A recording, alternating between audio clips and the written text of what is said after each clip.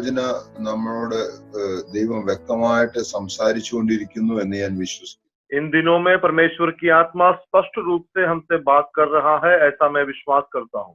ദൈവവചനം നാം എങ്ങനെ കൈക്കൊള്ളുന്നു എന്നുള്ളത് നമ്മുടെ ജീവിതത്തെ രൂപാന്തരപ്പെടുത്തുന്നതാണ് നമുക്ക് മനസ്സിലാക്കുവാനായിട്ട് കഴിയുന്നത്. परमेश्वर का वचन कैसे हम स्वीकार करते हैं, ग्रहण करते हैं, उस हिसाब से हमारे जीवन में बदलाव बटोलता है, ऐसा हम समझते हैं. ഒരു കുട്ടി സ്കൂളിൽ ജോയിൻ ചെയ്താലേ एक छात्र जब पाठशाला में जुड़ जाता है, അവന്റെ വളർച്ച അല്ലെങ്കിൽ അവന്റെ പുരോഗതി മനസ്സിലാക്കുന്നത് അവനിൽ വരുന്ന മാറ്റത്തിൽ നിന്നാണ്. और उसकी बढ़ोतरी या उसमें कुछ लाभ हुआ या नहीं, ये उसके बर्ताव से पता चलता है. അതിന്റെ അടിസ്ഥാനത്തിലാണ് മുന്നോട്ടുള്ള പഠനമെല്ലാം നടക്കുന്നത്. और उसके अनुसार उसी के आधार पर आगे की पढ़ाई होती है. അപ്പോൾ മാറ്റം എന്നുള്ളത് നമ്മുടെ ദൈവവചന അടിസ്ഥാനത്തിൽ നമ്മളെ ഒന്ന് പരിശോധി. सो बदलावट जो है परमेश्वर के वचन के आधार पर हमें जांचना है कि क्या हमारे जीवन में ये बदलावट हुआ है या हो रहा है. കഴിഞ്ഞ ദിവസം നമ്മൾ ദൈവവചനം പഠിച്ചപ്പോൾ അത് ലൂക്കോസിന്റെ സുവിശേഷം 10-ാം അധ്യായത്തിന്റെ 20-ാം വാക്യത്തിലെ കർത്താവ് തന്റെ ശിഷ്യന്മാരോട് പറയുന്നതാണ്, നിങ്ങളുടെ പേർ സ്വർഗത്തിൽ എഴുതിയിരിക്കുന്നതിൽ അത്രയും സന്തോഷിക്കുന്നു. लूका रचित बीच में पिछले दिनों में हमने जो सोचा कि जहां पर यीशु मसीह अपने चेलों से कहता है, इसलिए आनंदित हो क्योंकि तुम्हारा नाम स्वर्ग में दर्ज किया है. നമുക്ക് എന്റെ പേര് എഴുതിയിട്ടുണ്ടോ അല്ലെങ്കിൽ എഴുതുന്നുണ്ടോ എന്നുള്ളതിൽ നമുക്ക് ആകാംക്ഷയുണ്ട്. मेरा नाम लिखा है या नहीं लिखा है, ये जानने में हमारे में व्यग्रता है. അതിനെ ഏതിന്റെ അടിസ്ഥാനത്തിലാണ് എഴുതുന്നത് എന്നതിനെ കുറിച്ച് നമ്മൾ തിരുവചനത്തിൽ നിന്ന് 3 പ്രധാന കാര്യങ്ങളാണ് കഴിഞ്ഞ ദിവസം നമ്മൾ ചിന്തിച്ചത്. और किस रीति से हमारा नाम परमेश्वर के उस किताब में लिखा जाता है, इसको 3 बातों के आधार पर हम. യേശു കർത്താവ് ഭൂമുഖത്ത് ജീവിച്ച കാലത്ത് यीशु मसीह जब इस संसार में जिया, उस तमाम समय में പലപ്പോഴും പലരും വന്ന് കർത്താവിനോട് ചോദിക്കുന്നത്, ഞാൻ നിത്യജീവൻ പ്രാപിക്കേണ്ടതിന് എന്താണ് ചെയ്യേണ്ടത്? कई लोग यीशु मसीह से आके ये सवाल उठाया कि अनंत जीवन को पाने के लिए हमें क्या करना चाहिए. യേശു കർത്താവ് വന്നത് നമുക്ക് എല്ലാവർക്കും ജീവൻ നൽകേണ്ടതിനും സമൃദ്ധിയായ ജീവൻ നൽകേണ്ടതിനുമെന്ന് യോഹന്നാന്റെ സുവിശേഷം 10-ാം അധ്യായത്തിന്റെ 10-ാം വാക്യത്തിൽ നമ്മൾ വായിക്കുന്നു. यूहन्ना 10:10 में हम ऐसा पढ़ते हैं, यीशु मसीह जो आया हमें जीवन और समृद्ध जीवन देने के लिए आया. അങ്ങനെയെന്ന് വരികില് ഈ സമൃദ്ധ ജീവിതത്തിന്റെ പങ്കാളികളായി തീർന്നുകൊണ്ടുള്ള ഒരു ജീവിത ശൈലി വ്യത്യസ്തമാണല്ലോ.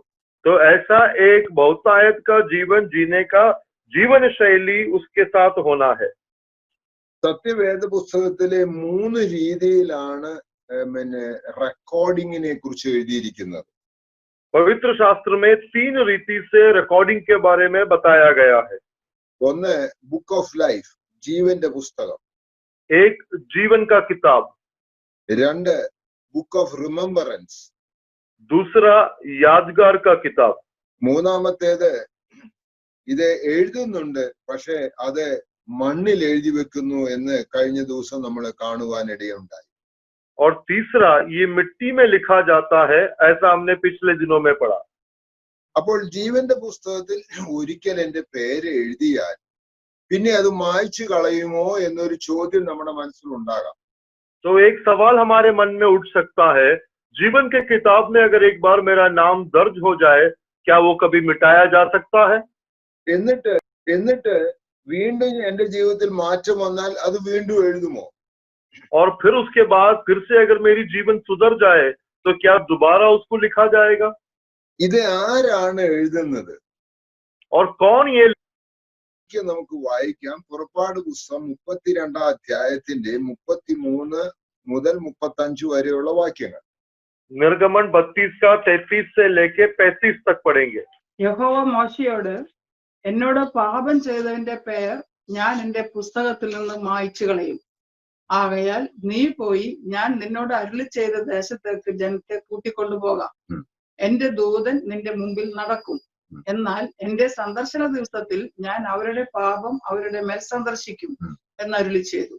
यहोवा ने मूसा से कहा, जिसने मेरे विरुद्ध पाप किया है उसी का नाम मैं अपनी पुस्तक में से काट दूंगा। अब तू जाकर उन लोगों को उस स्थान में ले चल जिसकी चर्चा मैंने तुझसे की थी। देख, मेरा दूत तेरे आगे आगे चलेगा, परंतु जिस दिन मैं दंड देने लगूंगा उस दिन उनको इस पाप का भी दंड दूंगा। और यहोवा ने उन लोगों पर विपत्ति डाली, क्योंकि हारून ने बनाया हुए बछड़े को उन्होंने न बनवाया था, उन्हीं ने അതിന്റെ बनवाया। 32ാമത്തെ വാക്യം ഒന്ന് വായിക്കണം.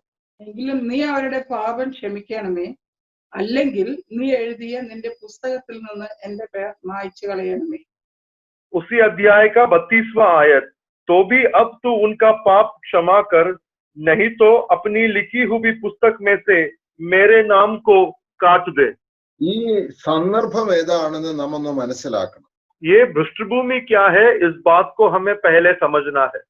മോശ കൽപ്പന ലഭിക്കേണ്ടതിന് വേണ്ടി പോയപ്പോൾ ഇവിടെ അഹരോൻ അവർക്ക് വേണ്ടി ഒരു കാളക്കുട്ടിയെ ഉണ്ടാക്കി കൊടുത്തു. അത് നിമിത്തം മോശ കോപിഷ്ഠനായി. മാത്രമല്ല അതേപോലെ ദൈവം ഇറങ്ങി വന്നിട്ട് ഇവരെ മുഴുവൻ നശിപ്പിക്കാനായിട്ട് ഒരുങ്ങുന്ന അവസരമാണ് ഈ വായിച്ച വേദഭാഗം. ये इसकी जो पृष्ठभूमि है, जो अनुच्छेद को हमने पढ़ा, वहां पर हम देखते हैं मूसा परमेश्वर की उपस्थिति में वो नियमों को लेने के लिए जाता है, और उस समय में अहरून जो है एक बछड़े की मूर्ति बनाता है, और इस वजह से मूसा को भी क्रोधित हो जाता है। इतना ही नहीं, परमेश्वर भी क्रोध होकर सबको नाश करने की बात करता है। ये इसकी पृष्ठभूमि। എന്നിട്ട് ഈ ജനത്തെ ദൈവം നശിപ്പിക്കാൻ ഒരുങ്ങുമ്പോൾ മോശ അതിന് നടുവിൽ ഇന്റർസീഡ് ചെയ്യുന്നതാണ് ആ 32ാമത്തെ വാക്യം. और ऐसा जब परमेश्वर इन लोगों को नाश करने का या उसका गुस्सा जब भड़क उठता है, उस समय मूसा लोगों के लिए बिछवाई करता है। वो है वो 32वां आयत। എന്നിട്ട് അവിടെ പറയുന്നത്, നീ അവരുടെ പാപങ്ങളെ ക്ഷമിക്കണമേ, അല്ലെങ്കിൽ നീ എഴുതിയ നിന്റെ പുസ്തകത്തിൽ നിന്ന് എന്റെ പേർ മായ്ച്ചു കളയണമേ. और वहां ऐसा लिखा है, तो भी अब तो उनका पाप क्षमा कर, नहीं तो अपनी लिखी हुई पुस्तक में से मेरे नाम को काट दे। അപ്പോൾ ആരാണ് ഈ പുസ്തകത്തിൽ പേരെഴുതിയത്? तो कौन इस पुस्तक में नाम लिखता है? ഇവിടെ വായിക്കുന്ന ദൈവം തന്നെ എഴുതിയതാ. यहाँ पर हम पढ़ते हैं परमेश्वर स्वयं इसको लिखता है। എന്നിട്ട് അടുത്ത വാക്യത്തിൽ അതിന് ദൈവം മറുപടി പറയുന്നു. अगले आयत में परमेश्वर मूसा को जवाब देता है, എന്നോട് പാപം ചെയ്തവന്റെ പേർ ഞാൻ എന്റെ പുസ്തകത്തിൽ നിന്ന് മായ്ച്ചു കളയും. जिसने मेरे विरुद्ध पाप किया है उसी का नाम मैं अपनी पुस्तक में से काट दूंगा। നമ്മളല്ല മായ്ക്കുന്നത്, നാം പാപം ചെയ്യുമ്പോൾ ദൈവം മായ്ച്ചു കളയുകയാണ്. हम इसे नहीं मिटाते, परंतु जब हम पाप करते हैं तो परमेश्वर हमारा नाम को मिटाता है। അപ്പോൾ അങ്ങനെ ഒരു ചോദ്യമുണ്ട്, ഞാൻ ഒരിക്കൽ പാപം ചെയ്തു എന്നിട്ട് തിരിച്ചു വന്നാൽ എന്റെ പേര് വീണ്ടും എഴുതുമോ? तो फिर एक सवाल उठता है कि मैंने एक बार पाप कर दिया, लेकिन अब उस पाप का क्षमा पाने के बाद क्या मेरा नाम फिर से लिखा जाएगा? ഞാൻ അവിടെ ഒരു കാര്യം പറയട്ടെ, നമ്മൾ വാസ്തവത്തിൽ ദൈവം എന്റെ പേര് എഴുതിയെങ്കിൽ ഒരു സാധ്യതയും നമുക്ക് തിരിച്ചു പോകാനില്ല എന്നുള്ള ഒരു വസ്തുത. एक सच ये है कि अगर सही मायने में हमारा नाम स्वर्ग में दर्ज किया गया है तो हम उसके विपरीत में कुछ नहीं कर सकते। ये एक सच्चाई है। രണ്ടാമത്തെ വസ്തുത, दूसरी सच्चाई, ഞാന് ഒരു ആത്മാർത്ഥതയോടെ പാപക്ഷമയ്ക്ക് വേണ്ടി ദൈവസേനയിൽ ഏറ്റുപറഞ്ഞു ഉപേക്ഷിച്ചാൽ ദൈവം എന്നെ അംഗീകരിക്കാതിരിക്കുമോ? मैं पूरे सच्चाई के साथ, सत्य के साथ, विश्वास योग्यता से अगर अपने पाप को अंगीकार करके क्षमा मांगू, क्या परमेश्वर मुझे ग्रहण नहीं करेगा? അതാ ഇവിടെ നമ്മൾ വായിക്കുന്നത്. और वो हम यहाँ पढ़ते हैं, പാപം ചെയ്ത വ്യക്തി എന്ന നിലയിൽ ഞാൻ അവരുടെ പേര് മായ്ച്ചു കളയും. पाप किया हुआ व्यक्ति, उस आधार पर मैं उसका नाम को मिटा दूंगा। എന്നാൽ നാം വാസ്തവത്തിൽ ദൈവസന്നിധിയിലേക്ക് ഹൃദയംഗമമായിട്ട് അടുത്തു വരുന്നെന്ന് വരികില് ദൈവം മായ്ച്ചു കളയുകയല്ല ചെയ്യുന്നത്, ദൈവം അവര് ബിൽഡപ്പ് ചെയ്യുക ചെയ്യുന്നു. लेकिन तय दिल से सच्चाई के साथ अगर हम वापस लौट आते हैं तो परमेश्वर उसको मिटाता नहीं है, परमेश्वर उनको निर्माण करता है। നമുക്ക് നഷ്ടമാണ് സംഭവിക്കുന്നത്. नहीं तो हमारा नुकसान होता है। ദൈവവചനത്തിലെ പല ഭാഗങ്ങൾ നമുക്ക് ഇതിനോട് അനുബന്ധമായിട്ട് ചിന്തിപ്പാനായിട്ട് കഴിയും. परमेश्वर की वचन में से बहुत से वचनों को हम इसके आधार पर सोच सकते हैं। കർത്താവ് വരുന്നത് തന്റെ ജനത്തെ ചേർക്കേണ്ടതിന് വേണ്ടിയാണ്. परमेश्वर जो आ रहा है अपने लोगों को अपने पास इकट्ठा करने के लिए। അപ്പോൾ ഞാനും നിങ്ങളും അതിൽ ഉൾപ്പെട്ടിട്ടുണ്ടോ എന്നാ ചോദിക്കേണ്ടത്. तो सवाल ये करना है कि मैं और आप क्या उसमें शामिल है या नहीं। അതിനു വേണ്ടി വിശുദ്ധ ജീവിതം നയിക്കണമെന്ന് കഴിഞ്ഞ ദിവസം നമ്മള് ധ്യാനിപ്പാൻ ഇടയുണ്ടായി. और इसलिए पवित्र जीवन को बिताना है, ऐसे हमने पिछले दिनों में सोचा। അതുപോലെ തന്നെ ദൈവത്തോടുള്ള ബന്ധത്തിൽ എന്റെ ദൈനംദിന ജീവിതം നയിക്കേണ്ടതിനെ കുറിച്ച് നമ്മൾ പറയുകയുണ്ടായി. और इसी मात्रा में परमेश्वर के साथ मेरी रोज की प्रतिदिन की जीवन में एक संबंध बनाए रखना है, इसको भी हमने सोचा। ദൈനംദിന ജീവിതത്തിന്റെ അടിസ്ഥാനത്തിലാണ് നമുക്ക് ദൈവസേനയിൽ ചെല്ലുവാനായിട്ട് കഴിയുന്നത്. प्रतिदिन का हमारा जीवन कैसा है, इस आधार पर निर्भर है हम परमेश्वर की उपस्थिति में जो पहुंचते हैं। എന്താണ് വാസ്തവത്തിൽ what that means by saying my name is written in the book of life? परमेश्वर के जीवन के किताब में मेरा नाम लिखा है, इसका मतलब क्या है? കർത്താവ് പറഞ്ഞു നിങ്ങളുടെ പേർ സ്വർഗത്തിൽ എഴുതിയിരിക്കുന്നതിൽ അത്രേ സന്തോഷിപ്പി. परमेश्वर ने कहा इसलिए आनंदित हो क्योंकि तुम्हारा नाम स्वर्ग में लिखा है। There is a joy. एक आनंद है। ഇവിടെ my names are our names are written on the basis of a covenant, ഒരു ഉടമ്പടിയുടെ ഒരു കമ്മിറ്റ്മെന്റിന്റെ അടിസ്ഥാനത്തിലാണ്. हमारा नाम जो है एक वाचा के आधार पर लिखा गया है, एक प्रतिबद्धता के आधार पर लिखा गया है। പുറപ്പാട് പുസ്തകം 19 അധ്യായത്തിലേക്ക് ഞാൻ കടന്നു വരുമ്പോൾ അവിടെ ദൈവം അവരോട് പറയുന്ന ചില കാര്യങ്ങളുണ്ട്. 24 അധ്യായത്തിലോട്ട് കടന്നു വരുമ്പോൾ അവിടെ കൽപ്പനകളെ വിശദീകരണത്തെ കുറിച്ച് പറയുന്നുണ്ട്. ഒക്കെ അതിന്റെയൊക്കെ അടിസ്ഥാനത്തിലാണ് അവർ പേരെഴുതിയിരിക്കുന്നത്. निर्गमन के किताब उसके 19 में कुछ बातों को लिखा गया है, निर्गमन का किताब 24 में जो आज्ञाएं उनको दिया गया है, इन तमाम बातों के आधार पर वो नाम स्वर्ग में लिखे गए हैं। അപ്പോൾ ദൈവവുമായിട്ട് നമ്മൾ ഒരു ഉടമ്പടി, ഒരു കവനന്റ്, ഒരു കമ്മിറ്റ്മെന്റ് അതിൽ നാം വന്നു ചേരുന്നെങ്കിൽ നമുക്ക് യാതൊരു ചോദ്യവുമില്ല നമ്മുടെ പേര് എഴുതപ്പെടും എന്നുള്ളതിന് സംശയം.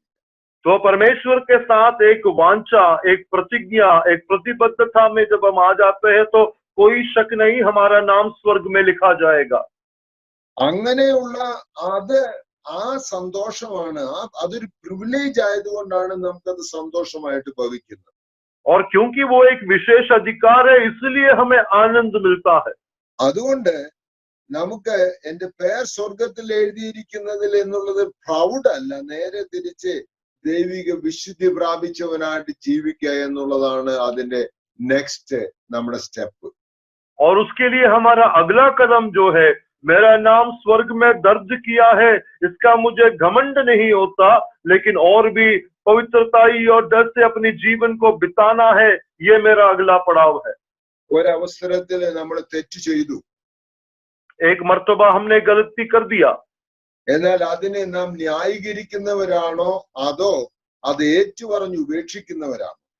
लेकिन क्या हम उसका न्याय करते हैं या उसको अंगीकार करके उसको छोड़ देते हैं? രണ്ട് വ്യക്തികളുടെ അനുഭവം ഞാൻ പറയാൻ പോവുകയാണ്. दो व्यक्तियों का अनुभव मैं यहाँ कहने वाला हूँ। ഇസ്രായേലിന്റെ ആദ്യത്തെ രാജാവായി തിരഞ്ഞെടുത്തത് ശൗലിനെയാണ്. इस्राएल का पहला राजा होकर नियुक्त किया था शाऊल को। 1 ശമൂവേലിന്റെ പുസ്തകം 15 അധ്യായത്തിലാണ് നമ്മൾ വായിക്കുന്നത്. पहला शमूएल 15वां अध्याय में हम इसको देखते हैं।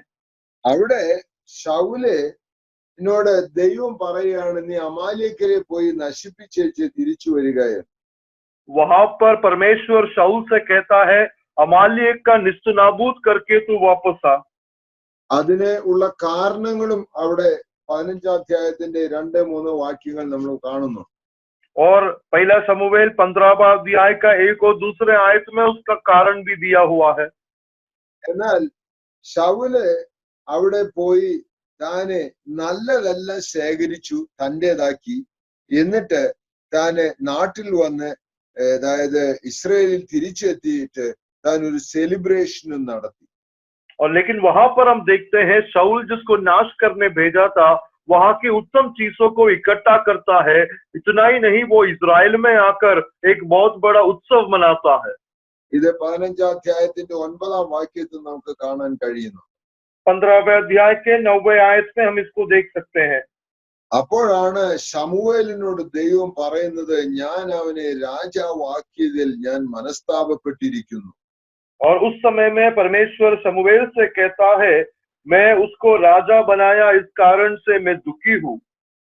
അതുകൊണ്ട് നാം വായിക്കുന്നു, ശമൂവേലിന് വ്യസനമായി അവൻ രാത്രി മുഴുവനും യഹോവയോട് നിലവിളിച്ചു.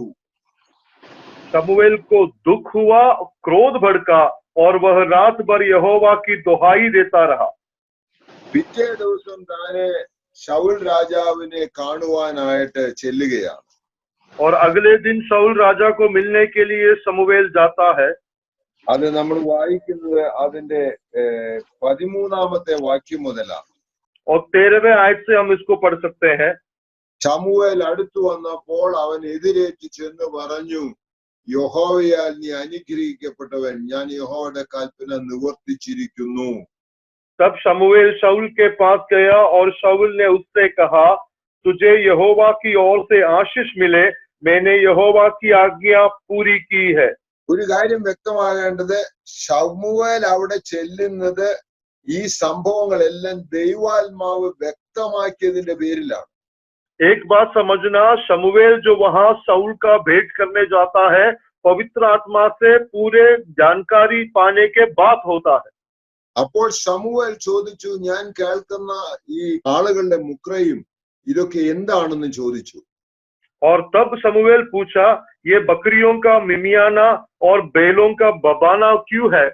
ഇനി ശ്രദ്ധിച്ചു വായിക്കണം അടുത്ത വാക്യം, 15-ാമത്തെ വാക്യം. 15 आयत को ध्यान से पढ़ना। അവയെ അമാലേക്യരുടെ പക്കൽ നിന്ന് അവർ കൊണ്ടുവന്നതാകുന്നു. ജനം ആടുകളിലും കാലകളിലും മേത്തമായവരെ നിന്റെ ദൈവമായ യഹോവയ്ക്ക് യാഗം കഴിക്കാൻ ജീവനോടെ സൂക്ഷിച്ചു. ശേഷമുള്ളവരെ ഞങ്ങൾ നിർമൂലമാക്കി കളഞ്ഞു. शाऊल ने कहा, वे तो अमालेकियों के यहाँ से आया है, अर्थात प्रजा के लोगों ने अच्छे से अच्छी भेड़ बकरियां और गाय बैलों को तेरे परमेश्वर यहोवा के लिए बलि करने को छोड़ दिया है, और बाकी सबको तो हमने सत्यानाश कर दिया। ഇവിടെ ശമൂവേൽ കൈ കഴുകിയിട്ടാ പറയണേ, ഞാൻ അല്ല ജനം കൊണ്ടുവന്നതാണ്. यहाँ पर शाऊल कहता है कि मैं नहीं, लोग इसको ले आया है। ഇനി മാത്രമല്ല, കൊണ്ടുവന്ന നിന്റെ ദൈവത്തെ ആരാധിപ്പാനായിട്ട് അവര് കൊണ്ടുവന്നതാ. अब इतना ही नहीं, तेरे परमेश्वर को बलि चढ़ाने के लिए वो लोग लेके आए हैं। ശമൂവേലിന് ഈ ദൈവമായിട്ടുള്ള ശൗലിന് ഈ ദൈവമായിട്ടുള്ള ബന്ധം എന്താണ്? अगर ऐसा है तो ये शाऊल और परमेश्वर के बीच में कैसा रिश्ता है? പറഞ്ഞാൽ ദൈവിക ആലോചനയ്ക്ക് കീഴ്പ്പെടാതെ സ്വന്തമായിട്ട് ചിലത് ചെയ്തിട്ട് അതിനെ ന്യായീകരിക്കാൻ ശ്രമിക്കുന്നതായിട്ട് നാം വായിക്കുന്നു. तो यहाँ पर हम देख सकते हैं, एक रीति से परमेश्वर की आज्ञा का उल्लंघन भी करता है, उतना ही नहीं अपने किया हुआ गलतियों का न्याय करने का कोशिश करता है। നിങ്ങൾ അതിന്റെ 21-ാമത്തെ വാക്യം ഒന്ന് വായിക്കണം. उस अध्याय का 21वें आयत को पढ़े। എന്നാൽ ജനം ശബ്ദാർപ്പിത വസ്തുക്കളിൽ വിശേഷമായ ആടുമാടുകളെ കൊള്ളയിൽ നിന്ന് എടുത്ത് ഗിൽഗാലിൽ നിന്റെ ദൈവമായ യഹോവയ്ക്ക് യാഗം കഴിപ്പാൻ കൊണ്ടുവന്നിരിക്കുന്നു എന്ന് പറഞ്ഞു. परंतु प्रजा के लोग लूट में से भेड़ बकरियों और गाय बैलों अर्थात सत्यानाश होने की उत्तम उत्तम वस्तुओं को गिलगाल में तेरे परमेश्वर यहोवा के लिए बलि चढ़ाने को ले आए हैं।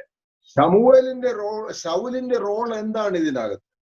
तो यहाँ पर शाऊल का किरदार क्या है? താൻ ഇത് മുഴുവൻ ജനത്തിന്റെ പേരിൽ വെച്ചിട്ട് താൻ സ്വസ്ഥനായി മാറി നിൽക്കാനാ ശ്രമിക്കുന്നത്. ये तमाम बातों को प्रजा के ऊपर डाल के खुद आराम करना चाहता है।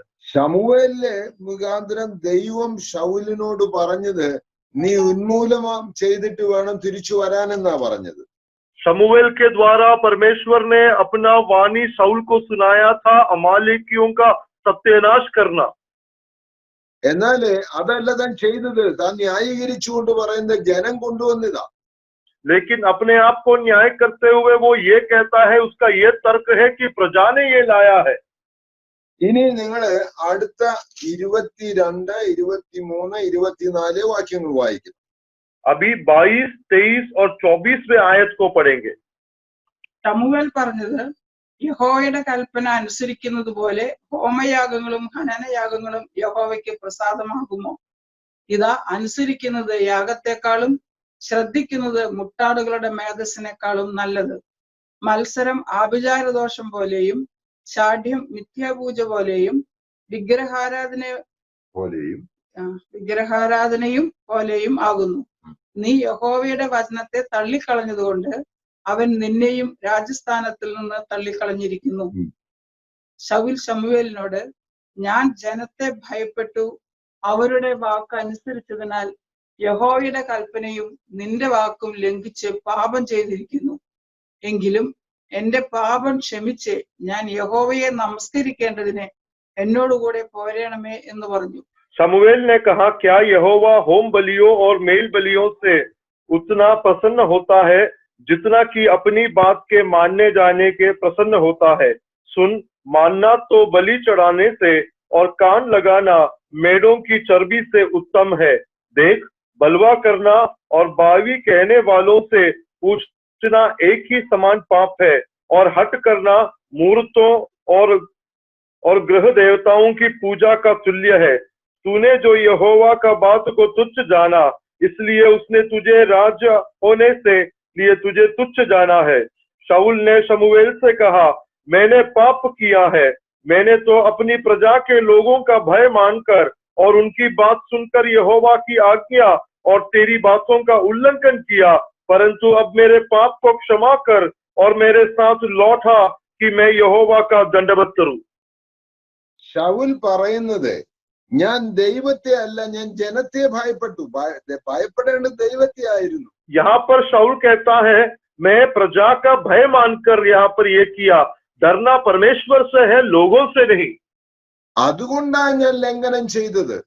और इसलिए मैंने ये उल्लंघन किया. എത്ര പറഞ്ഞിട്ടും താൻ സ്വയമേവ ഏറ്റെടുക്കാൻ തയ്യാറാകുന്നില്ല. कितना कहने के बावजूद भी वो अपनी गलती को मानने को तैयार नहीं है. നമ്മോട് ചോദിക്കേണ്ടത്, പലപ്പോഴും നമ്മുടെ കയ്യിൽ നിന്ന് വരുന്നതിനെ മുഴുവൻ നാം മറ്റുള്ളവരുടെ തലയിൽ കെട്ടിവെച്ചിട്ട് നമ്മൾ ഞാൻ ചെയ്തതല്ല എന്ന് പറയാൻ ശ്രമിക്കുക.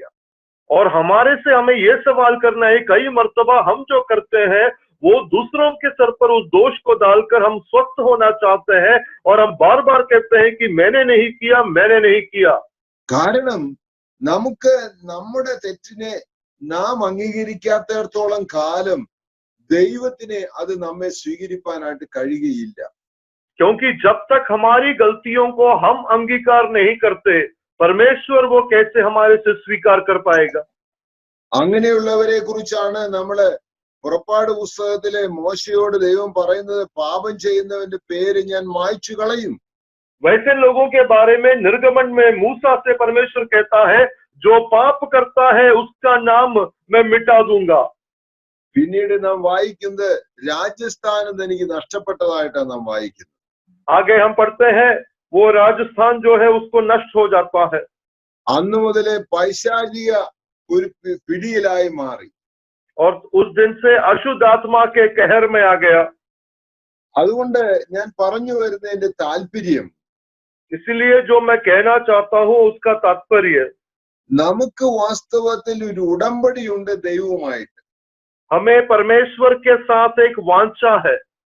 അതുകൊണ്ടാണ് പൗലോസ് അപ്പോസ്തലൻ എബ്രായ ലേഖനം 12 അധ്യായത്തിൽ പറയുന്നത്, പാപത്തോട് പോരാടുന്നതിൽ നിങ്ങൾ ഇതുവരെ പ്രാണത്യാഗത്തോളം എതിർത്ത് നിന്നില്ല. 12:4 इब्रूस. और इसीलिए प्रेरित पौलुस इब्रानियों की पत्री 12:4 में कहता है, तुमने पाप से लड़ते हुए उसे ऐसी मुठभेड़ नहीं की कि तुम्हारा लहू बहा हो. പാപത്തോട് പോരാടുവാനുള്ള ഒരു നല്ല ദൈവകൃപ പ്രാപിച്ചെങ്കിൽ മാത്രമേ ഈ ദൈവ സാന്നിധ്യം നമ്മുടെ ജീവിതത്തിൽ അനുഭവിക്കാനായിട്ട് കഴിയൂ. पाप से लड़ाई करने के लिए एक परमेश्वर का अनुग्रह को अगर हम पाएंगे तो ही परमेश्वर की उपस्थिति को हम सह सकते हैं. നല്ല സാധനങ്ങൾ കാണുമ്പോൾ, നല്ല വസ്തുക്കൾ കാണുമ്പോൾ, നല്ല വ്യക്തികളെ കാണുമ്പോൾ ഇവിടെയെല്ലാം നമ്മുടെ ഹൃദയം ഭ്രമിച്ചു പോകുന്നുണ്ടോ എന്ന് ചോദിക്കേണ്ടത്. जब अच्छी वस्तुओं को देखते हैं, उत्तम लोगों को देखते हैं, सही चीजों को देखते हैं, यहाँ पर हमारा मन या हमारा हृदय क्या बहक जाता है, इस विषय में हमें सवाल करना है। അല്ല എന്ന് വരികിലെ ദൈവത്തിന് നമ്മെ സ്വീകരിപ്പാനായിട്ട് കഴിയുകയില്ല. और अगर ऐसा नहीं है तो परमेश्वर हमें स्वीकार नहीं कर पाएगा। എന്നാൽ നാം ദൈവത്താൽ അറിയപ്പെടുന്നവരാണ് എന്നുള്ളതിൽ സന്തോഷം ഉണ്ടാകണമെന്നവരിലെ ഈ കമ്മിറ്റ്മെന്റ് എക്കാലത്ത് ഒരുപോലെ സൂക്ഷിപ്പാനായിട്ട് കഴിയണം. लेकिन अगर परमेश्वर मुझे जानता है, इस वजह से मुझे आनंदित होना है, तो हमें ये प्रतिबद्धता को हमेशा सुरक्षित रखना है। അപ്പോൾ ഞാൻ പറഞ്ഞത്, ന്യായീകരിക്കുന്ന നിമിത്തം തന്റെ ജീവിതത്തിൽ തന്റെ രാജ്യസ്ഥാനം നഷ്ടപ്പെട്ടവനായിട്ട് കഴിയുന്ന ഒരു രാജാവിനെയാണ്. तो यहाँ पर हमने एक ऐसा राजा को देखा जो अपनी गलती का न्याय करने देखता है, औचित्य करने देखता है, जिस वजह से वो अपना राज्य गद्दी खो बैठता है। എന്നാൽ ദാവീദിന്റെ അനുഭവം നാം പഠിച്ചാൽ, लेकिन अगर दाऊद की बात को हम पढ़े, ദാവീദ് തെറ്റ് ചെയ്തു. दाऊद ने गलती किया। താന് അപ്പോൾ ഞാനാണ് തെറ്റുകാരനെന്ന് താൻ മനസ്സിലാക്കി. वो समझ गया कि मैंने स्वयं गलती की है। 51 സങ്കീർത്തനം തന്റെ ഏറ്റുപറച്ചിലിന്റെ സങ്കീർത്തനമാണ്. भजन संहिता 51 उसका अंगीकार या पाप समझने का एक वचन है। അവിടെ ദൈവസേനയിൽ നെടുമ്പാട് വീഴുന്ന ദാവീദിനെയാണ് നാം വായിക്കുന്നത്. वहां पे परमेश्वर के सामने दंडवत करने वाला दाऊद को हम देखते हैं। അതിന്റെ 6-ാം വാക്യത്തിൽ ദാവീദ് പറയുന്ന, അന്തർഭാഗത്തിലെ സത്യമല്ലോ നീ ഇച്ഛിക്കുന്നത്, അന്തരംഗത്തിൽ എന്നെ ജ്ഞാനം ഗ്രഹിപ്പിക്കണമേ. और 51 उसका 6 में दाऊद कहता है, देख तू हृदय की सच्चाई से प्रसन्न होता है और मेरे मन ही में ज्ञान सिखाएगा। 10-ാം വാക്യം, ദൈവമേ നിർമ്മലമായ ഹൃദയം എന്നിൽ സൃഷ്ടിച്ച് സ്ഥിരമായ ആത്മാവിനെ എന്നിൽ പുതുക്കണമേ. 10वें आयत में दाऊद कहता है, हे परमेश्वर मेरे अंदर शुद्ध मन उत्पन्न कर और मेरे भीतर स्थिर आत्मा नए सिरे से उत्पन्न कर। ഇവിടെ ദാവീദ് പറയുന്നത്, ഞാന് ധാരാളം യാഗങ്ങൾ നടത്തിയാലോ ഇവയൊന്നും ഇതിനെ പരിഹാരം വരികയില്ല. यहाँ पर दाऊद कहता है, मैं कितना भी बलि क्यों न चढ़ाऊं, ये कोई भी इसके लिए प्रायश्चित नहीं है। അതിന്റെ 14-ാം വാക്യം, എന്റെ രക്ഷയുടെ ദൈവമേ, ദൈവമായ യഹോവയായ ദൈവമേ, രക്തപാതകത്തിൽ നിന്ന് എന്നെ വിടുവിക്കണമേ, എന്നാൽ എന്റെ നാവ് നിന്റെ നീതിയെ ഘോഷിക്കും. 14वां आयत है, परमेश्वर हे मेरे उद्धारकर्ता परमेश्वर, मुझे हत्या के अपराध से छुड़ा ले, तब मैं तेरे धर्म का जय जयकार करने पाऊंगा। ഇവിടെ ദാവീദ് മനസ്സിലാക്കി, യാഗങ്ങളെ കൊണ്ടല്ല ആവശ്യം, തകർന്നും നുറുങ്ങിയിരിക്കുന്ന മനസ്സുകൊണ്ടാണ് താല്പര്യമുള്ളത്.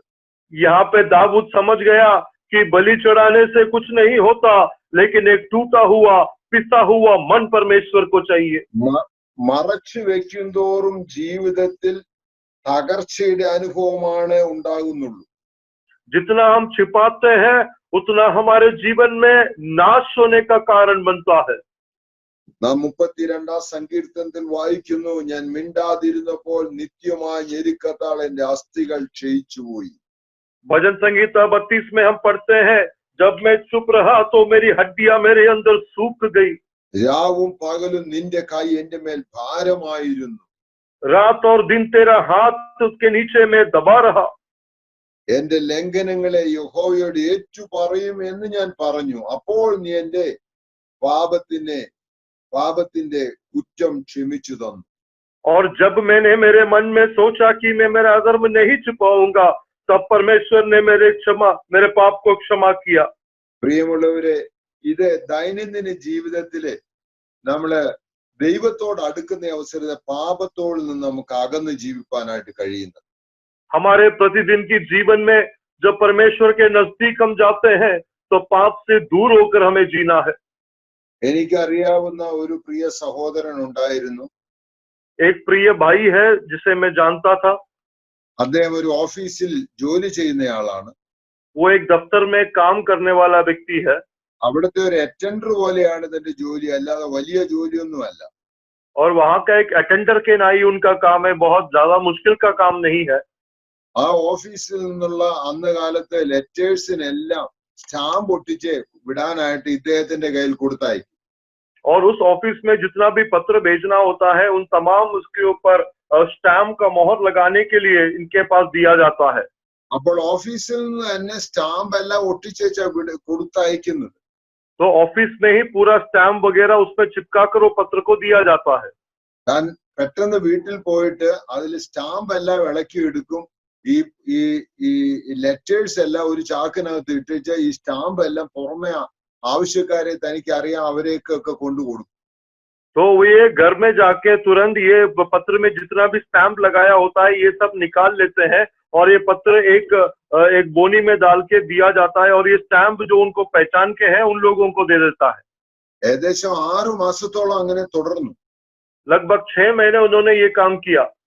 എന്നാൽ ഇവിടുന്നുള്ള കത്തുകൾക്കൊന്നും മറുപടി ലഭിക്കുന്നില്ല എന്ന് ഓഫീസ് അധികാരികൾ മനസ്സിലാക്കിയപ്പോൾ അതിനെക്കുറിച്ച് അന്വേഷണം തുടങ്ങി.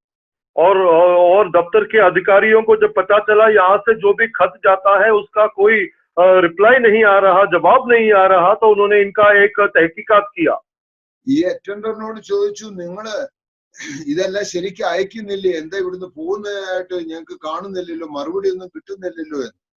तो इस अटेंडर से पूछा कि क्या हुआ, ये पत्र जो दिया जाता है आप इसको भेजते नहीं हो क्या, जो पत्र जाता है उसका जवाब नहीं मिल रहा। പുള്ളി പറഞ്ഞു, എല്ലാം ഞാൻ കറക്റ്റ് ആണല്ലോ ചെയ്യുന്നത്. तो उन्होंने कहा नहीं, मैं सब कुछ सही करता हूँ। എന്നാൽ ഇദ്ദേഹത്തിന് ഇടയ്ക്കിടയ്ക്ക് വലിയ ശാരീരികമായ അസ്വസ്ഥത ഉണ്ടാകാറുണ്ട്. लेकिन बीच बीच में इनको बहुत ही शारीरिक कमजोरी महसूस होता है।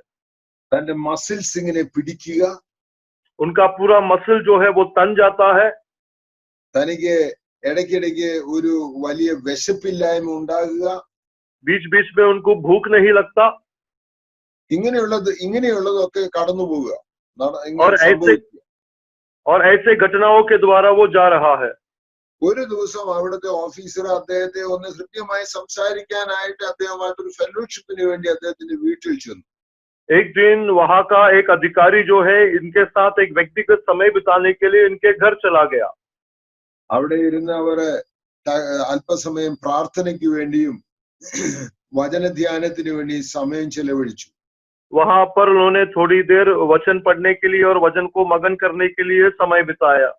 അദ്ദേഹം അന്ന് സൗഖ്യമില്ലാതെ ഈ മസിലിന്റെ പ്രയാസ നിമിത്തം അദ്ദേഹം കിടപ്പിലായിരുന്നു. और उस दिन ये मांसपेशियों का जकड़न के वजह से, खिंचाव की वजह से वो उस दिन बिस्तर पे था। ആ സംസാരിച്ചുകൊണ്ടിരുന്നപ്പോൾ ഇദ്ദേഹം കിടക്കുന്ന ആ കട്ടിലിന്റെ കീഴിൽ ഒരു ചാക്ക് കണ്ടു. അപ്പൊ എന്താ ഈ ചാക്ക്, ഇതിന് അടി വെക്കാൻ കാര്യം എന്ന് പറഞ്ഞ ചാക്ക് എടുത്തപ്പോൾ ഇവിടുന്ന് കൊടുത്തയച്ച എല്ലാ ലെറ്റേഴ്സും അവിടെ ഉണ്ട്. സ്റ്റാമ്പ് ഇല്ലാതെ പുള്ളി ചാക്കിനകത്ത് വെച്ചിട്ടുണ്ട്. तो उन्होंने जब उनको पूछा कि उनके बिस्तर के नीचे एक बोनी रखा था, उस बोनी को निकाला तो जितने भी पत्र उस ऑफिस से, उस दफ्तर से भेजा गया था, वो तमाम पत्र एक बोनी में जमा किया हुआ था। इन्होंने एक भी नहीं भेजा था और एक पत्र पे भी स्टैम्प नहीं था। അദ്ദേഹം ദൈവസേനയിൽ അദ്ദേഹം അവിടെ നിന്ന് ഈ പ്രിയ സഹോദരനുമായിട്ട് ഏറ്റുപറഞ്ഞ് വാവിട്ട് കരയാനായിട്ട് തുടങ്ങി. और वो इस भाई के साथ वहां होकर उसको अंगीकार करके जोर जोर से फूट फूट कर रोने लगा। ഞാൻ പണത്തിന് വേണ്ടി ഇതെല്ലാം ചെയ്തു, എന്നോട് ക്ഷമിക്കണമെന്ന്. मैंने पैसा के लिए ये सब किया है, मुझे माफ करना। അന്ന് മുതലേ അദ്ദേഹത്തിന് പിന്നെ ഈ ഈ ഈ ഈ മസിൽ ക്രാമ്പിൾ ചെയ്യുന്ന ആ അസുഖം ഇല്ലാതായി. और उस दिन से उनके मांसपेशियों में जो जकड़न का जो बीमारी था वो नहीं होने लगा। ഞാൻ പറഞ്ഞതിന്റെ താല്പര്യം, നമുക്ക് ദൈവസന്നിധിയിലേക്ക് കടന്നു വന്നിട്ട് ഈ കർത്താവ് എന്റെ കുറവുകൾ ഇന്നതൊക്കെയാണ്, അതെന്നോട് ക്ഷമിക്കണമേ, അതെന്നോട് കർത്താവ് എന്നെ അങ്ങയുടെ മകനാക്കി തീർക്കണമേ എന്ന് പറയുമ്പോൾ നാം എവിടെയെല്ലാമാണ് പോയതെന്ന് വരികിൽ, എവിടെയെല്ലാമാണ് ദൈവം മായ്ച്ചു കളഞ്ഞതെന്ന് വരികിൽ അവയെല്ലാം ദൈവം റെസ്റ്റോർ ചെയ്യും. कहने का तात्पर्य, अगर हम परमेश्वर के सामने अंगीकार करते हैं जहां पर हमारी कमी है और जो भी हमारा पाप है, अगर हम वास्तव से सच्चे मन से उसको अंगीकार करते हैं तो निश्चित तौर पर परमेश्वर हमें पुनर्स्थापित करेगा। ദൈവം നമ്മിൽ താല്പര്യപ്പെടുന്ന ഒരു തിരിച്ചുവരവാണ്. परमेश्वर की इच्छा हमारा एक वापस लौट आना है।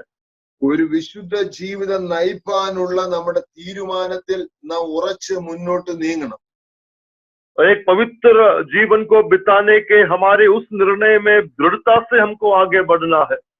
ഞാൻ അതുകൊണ്ടാണ് പറഞ്ഞ് എന്റെ പേർ സ്വർഗത്തിൽ എഴുതിയിരിക്കുന്നു എന്നുള്ളത് എനിക്ക് സന്തോഷത്തിന്റെ വസ്തുതയാണ്. इसलिए मैंने कहा कि मेरा नाम स्वर्ग में दर्ज किया है, ये मेरे लिए आनंद का विषय है। എന്നാൽ ദൈവജനം ചെയ്തത് എന്താണ്? ഇസ്രായേൽ ജനത ചെയ്തത് എന്താണ്?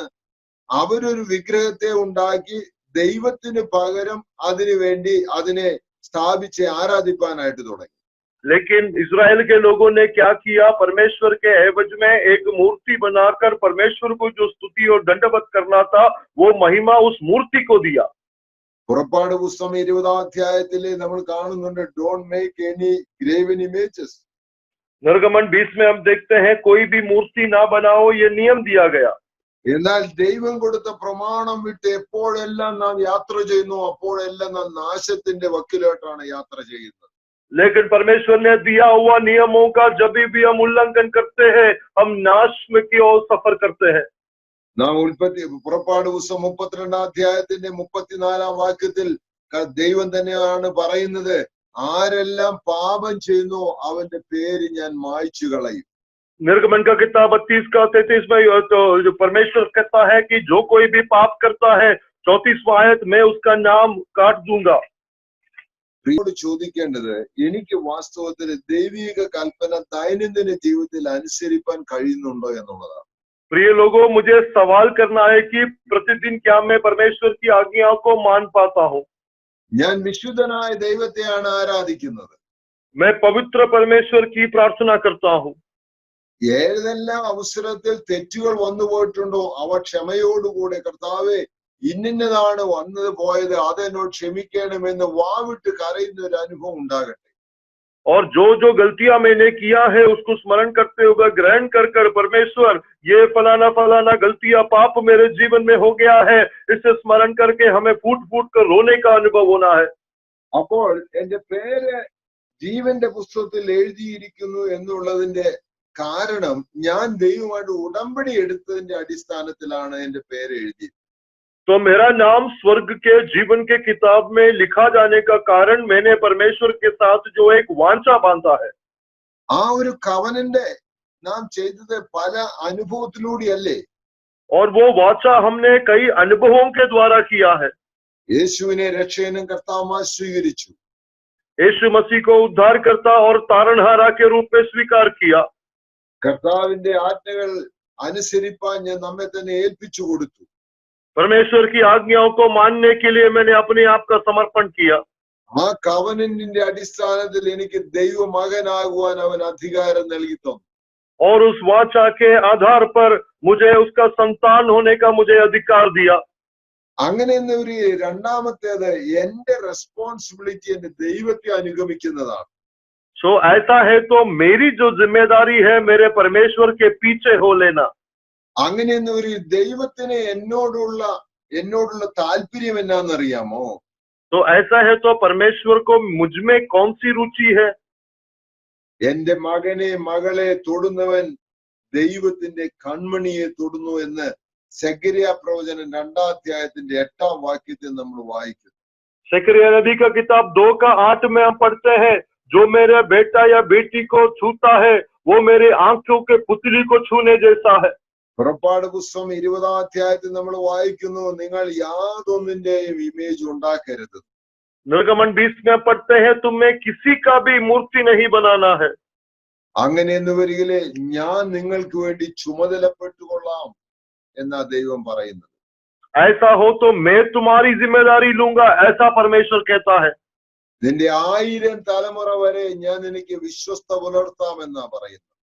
तेरी 1000 पीढ़ी तक मैं तेरे साथ विश्वास योग्य रहूंगा, ऐसा परमेश्वर कहता है। ദൈവത്തിന് നമ്മെ കുറിച്ചുള്ള ഭയങ്കര താല്പര്യമുണ്ട്. നാം ദൈവത്തിന് വേണ്ടി ജീവിപ്പാൻ തുടങ്ങുമ്പോൾ അവന്റെ ദൈവത്തിന്റെ കൺമണിയെ തൊടുന്നതിന് തുല്യമാണ് നമ്മെ തൊടുന്നത്.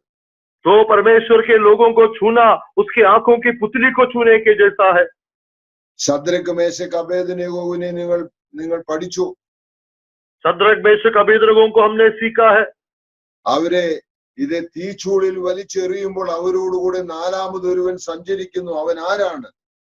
और जब आग में डाला जाया है तो उनके साथ चौथा चलने वाला कौन है? അതേപോലെ നിങ്ങൾ ചരിത്രത്തിൽ തന്നെ പലതും നോക്കിക്കേ, ദൈവത്തിന് വേണ്ടി ജീവിപ്പാൻ സമർപ്പിക്കപ്പെട്ടവർക്ക് വേണ്ടി ദൈവം നിൽക്കുന്നതായി നമുക്ക് കാണാനായിട്ട് കഴിയും. ऐसे इतिहास में कई मर्तबा देख लो, जो भी परमेश्वर के लिए खड़े हुए हैं उनके लिए परमेश्वर स्वयं कार्य करता है। അപ്പോൾ എന്റെ അവസാന നിമിഷം വരെ ഞാൻ വെയിറ്റ് ചെയ്യുന്ന എന്താണെന്നറിയാമോ? എനിക്ക് വേണ്ടി ചുമതലപ്പെട്ടൊരു ദൈവമുണ്ട്, അവൻ എനിക്ക് വേണ്ടി പ്രവർത്തിപ്പാൻ ശക്തനാണെന്നുള്ള ഒരു ഉറപ്പ്. तो मैं आखिरी समय तक इंतजार क्यों करता हूँ, क्यों मैं बाढ़ जोता हूँ? क्योंकि मेरे लिए कार्य करने वाला एक जिम्मेदार परमेश्वर है जो मेरे लिए दखल देगा। എന്റെ പേർ ജീവന്റെ പുസ്തകത്തിൽ എഴുതിയതിനാൽ ഞാൻ സന്തോഷിക്കുന്നു എന്ന് പറയാൻ കഴിയും. मेरे नाम जीवन के किताब में लिखा गया है, इसीलिए मैं आनंदित हूँ, ऐसा क्या हम कह सकते हैं? എന്റെ ചുമതല എന്താണ്? I am accountable to the person who wrote my name. मेरी जिम्मेदारी क्या है? जिसने मेरा नाम लिखा है मुझे उसको हिसाब देना है। എന്റെ പേര് എഴുതിയത് വെറുതെ അല്ല, ഞാൻ അവരുമായിട്ട് ഒരു അക്കൗണ്ടബിലിറ്റി ഉണ്ട്. मेरा नाम यूं ही लिखा नहीं गया है, मुझे उसको हिसाब भी देना है। എബ്രായ ലേഖനം 12-ാം അധ്യായത്തിന്റെ 22 മുതൽ 25 വരെയുള്ള വാക്യങ്ങൾ നമുക്ക് വായിക്കാം. इब्रानी के पत्री 12:21 से लेके 25 तक। സിയോൻ പർവ്വതത്തിനും ജീവനുള്ള ദൈവത്തിന്റെ നഗരമായ സ്വർഗീയ യെരൂശലേമിനും അനേകായിരം ദൂതന്മാരുടെ സർവ്വസംഘത്തിനും സ്വർഗത്തിൽ പേരെഴുതിയിരിക്കുന്ന ആദിജാതന്മാരുടെ സഭയ്ക്കും എല്ലാവരുടെയും ദൈവമായ ന്യായാധിപതിക്കും സിദ്ധന്മാരായ നീതിമാന്മാരുടെ ആത്മാക്കൾക്കും പുതുനിയമത്തിന്റെ മധ്യസ്ഥനായ യേശുവിനും ഹാബലിന്റെ രക്തത്തെക്കാൾ ഗുണകരമായി സംസാരിക്കുന്ന പുണ്യാഹ രക്തത്തിനും അടുക്കലത്രേ നിങ്ങൾ വന്നിരിക്കുന്നത്. അരുളി ചെയ്യുന്നവനെ നിരസിക്കാതിരിപ്പാൻ നോക്കുവിൻ. ഭൂമിയിൽ അരുളി ചെയ്തവനെ നിരസിച്ചവർ തെറ്റി ഒഴിയാതിരുന്നു എങ്കിൽ സ്വർഗത്തിൽ നിന്ന് അരുളി ചെയ്യുന്നവനെ നാം വിട്ടുമാറിയാൽ എത്രയധികം. इब्रानियों की पत्री 12वें अध्याय 22 से लेके 25 तक का आयत। पर तुम सियोन के पहाड़ के पास और जीवित परमेश्वर के नगर स्वर्गीय यरूशलेम के पास और लाखों स्वर्गदूतों और उन पहलोटों और साधारण सभा और कलीसिया जिनके नाम स्वर्ग में लिखे हुए हैं और सबके न्यायी परमेश्वर के पास और सिद्ध किए हुए धर्मियों की आत्माओं और नई वांछा के मध्यस्थी यीशु और छिड़काव के उस लहू के पास आए हो जो हाबेल के लहू से उत्तम बातें कहता है। सावधान रहो और उस कहने वाले से मुंह न फेरो, क्योंकि वे लोग जब पृथ्वी पर के चेतावनी देने वाले से मुंह मोड़कर न बच सके, तो हम स्वर्ग पर से चेतावनी करने वाले से मुंह मोड़कर क्यों कर बच सकेंगे? ഇവിടെ സ്വർഗത്തിൽ പേരെഴുതിയിരിക്കുന്നവരുടെ കൂട്ടത്തിലേക്കാണ് നാം പ്രവേശിക്കുന്നത്. यहाँ पर स्वर्ग में नाम लिखे हुए उस झुंड के साथ, मंडली के साथ हम प्रवेश कर रहे हैं। നമുക്ക് ഒരു പ്രത്യേക പദവി ദൈവം നൽകി തന്നിരിക്കുകയാണ്. हमें परमेश्वर ने एक औदा दिया है। ഇവിടെ ഭൂമിയിലല്ല, സ്വർഗത്തിൽ പേരെഴുതിയിരിക്കുകയാണ്. यहाँ पर इस पृथ्वी पर नहीं, उसके एवज में स्वर्ग में नाम लिखा है। അങ്ങനെ എന്റെ പേർ സ്വർഗത്തിൽ എഴുതിയിരിക്കുന്നെന്ന് വരികിൽ നമുക്ക് സന്തോഷിപ്പാൻ ധാരാളം കാര്യങ്ങളുണ്ട്. और ऐसा मेरा नाम अगर स्वर्ग में लिखा गया है तो आनंद होने के लिए बहुत से कारण है। കർത്താവിന്റെ ജീവപുസ്തകത്തിൽ എഴുതിയിരിക്കുന്നവരല്ലാതെ അശുദ്ധമായത് യാതൊന്നും മ്ലേച്ഛതയും ഭോഷ്കും പ്രവർത്തിക്കുന്നവരാരും അതിൽ കടക്കയില്ല. ഈ വാക്യം നമ്മളെ ഇന്നലെ ചിന്തിച്ചതാണ്. അതായത് വെളിപ്പാട് പുസ്തകം 21-ാം അധ്യായത്തിന്റെ 27-ാം വാക്യം. प्रकाशित वाक्य 20वां अध्याय उसका 7वां आयत में हमने ये पढ़ा था कि परमेश्वर के जीवन के पुस्तिका में जिसका नाम लिखा है उसके अलावा कोई भी स्वर्ग में प्रवेश नहीं करेगा। जो झूठ बोलता है या घृणा रखता है या मेल की काम करता है, इसमें से कोई भी प्रवेश नहीं करेगा। നമുക്ക് ദുബായിക്ക് വരണമെന്ന് ഭയങ്കര താല്പര്യം ഉണ്ടെന്ന് വിചാരിക്കുക. मान लो दुबई में आने की बहुत इच्छा है। പലരോടും പറഞ്ഞു ഞാൻ പോണമെന്ന് താല്പര്യമുണ്ടെന്ന്. बहुत लोगों से कहा कि मुझे दुबई जाने की इच्छा है। എന്നാൽ വിസ എടുക്കാനോ പാസ്പോർട്ടോ അതൊന്നും കാര്യങ്ങളൊന്നും ശ്രദ്ധിക്കാതെ നടന്നുകൊണ്ട് നിങ്ങൾ അവിടെ ചെല്ലുമോ? लेकिन पारपत्र या पासपोर्ट या फिर वीजा इसके बिना क्या आप वहां पहुंच सकते हैं? അവിടെ ചെന്ന് ഇറങ്ങിയാൽ നിങ്ങൾ അവിടുത്തെ നിയമങ്ങൾ പാലിപ്പാൻ ബാധ്യസ്ഥരുമാണ്. अब वहां जाकर आप अगर एक बार वहां प्रवेश कर लो, वहां के कानूनों को, नियमों का पालन करने का आपका जिम्मा है। അപ്പോൾ കർത്താവെ എന്റെ പേര് എഴുതണമെന്ന് നമ്മൾ അങ്ങോട്ട് പറയുമ്പോൾ ഇങ്ങോട്ട് ചോദ്യമുണ്ട്, are you ready to follow whatever I commanded to you? तो जब हम प्रभु से कहते हैं कि मेरा नाम आप लिख लो, तो वहां से एक सवाल आता है, जो मैंने आज्ञा दिया उस आज्ञा को मानने के लिए क्या तुम तैयार हो? നാം ഇത് അനുസരിപ്പാൻ തയ്യാറില്ല എന്ന് വരികില് നമുക്ക് അനുഭവമാക്കുവാനും കഴിയുകയില്ല. अगर इसको आज्ञा मानने के लिए हम तैयार नहीं है, तो हम इसका अनुभव भी नहीं कर सकते। നമ്മുടെ വ്യക്തിപരമായ ഒരു തീരുമാനം ഈ വിഷയത്തിൽ ഉണ്ടാകണം. हमारा व्यक्तिगत एक निर्णय इस विषय में होना है। ഇവിടെ ഒരു വാക്യം നിങ്ങൾ വായിക്കണം, മലാക്കി പ്രവചനം അതിന്റെ 3-ാം അധ്യായത്തിന്റെ 16 മുതൽ 18 വരെയുള്ള വാക്യങ്ങൾ. मलाकी 3 उसका 16 से लेके 18 तक। तब यहोवा का भय मानने वालों ने आपस में बातें की, और यहोवा ध्यान धरकर उनकी सुनता था, और जो यहोवा का भय मानते और उसके नाम का सम्मान करते थे, उनका स्मरण के निमित्त उसके सामने एक पुस्तक लिखी जाती थी।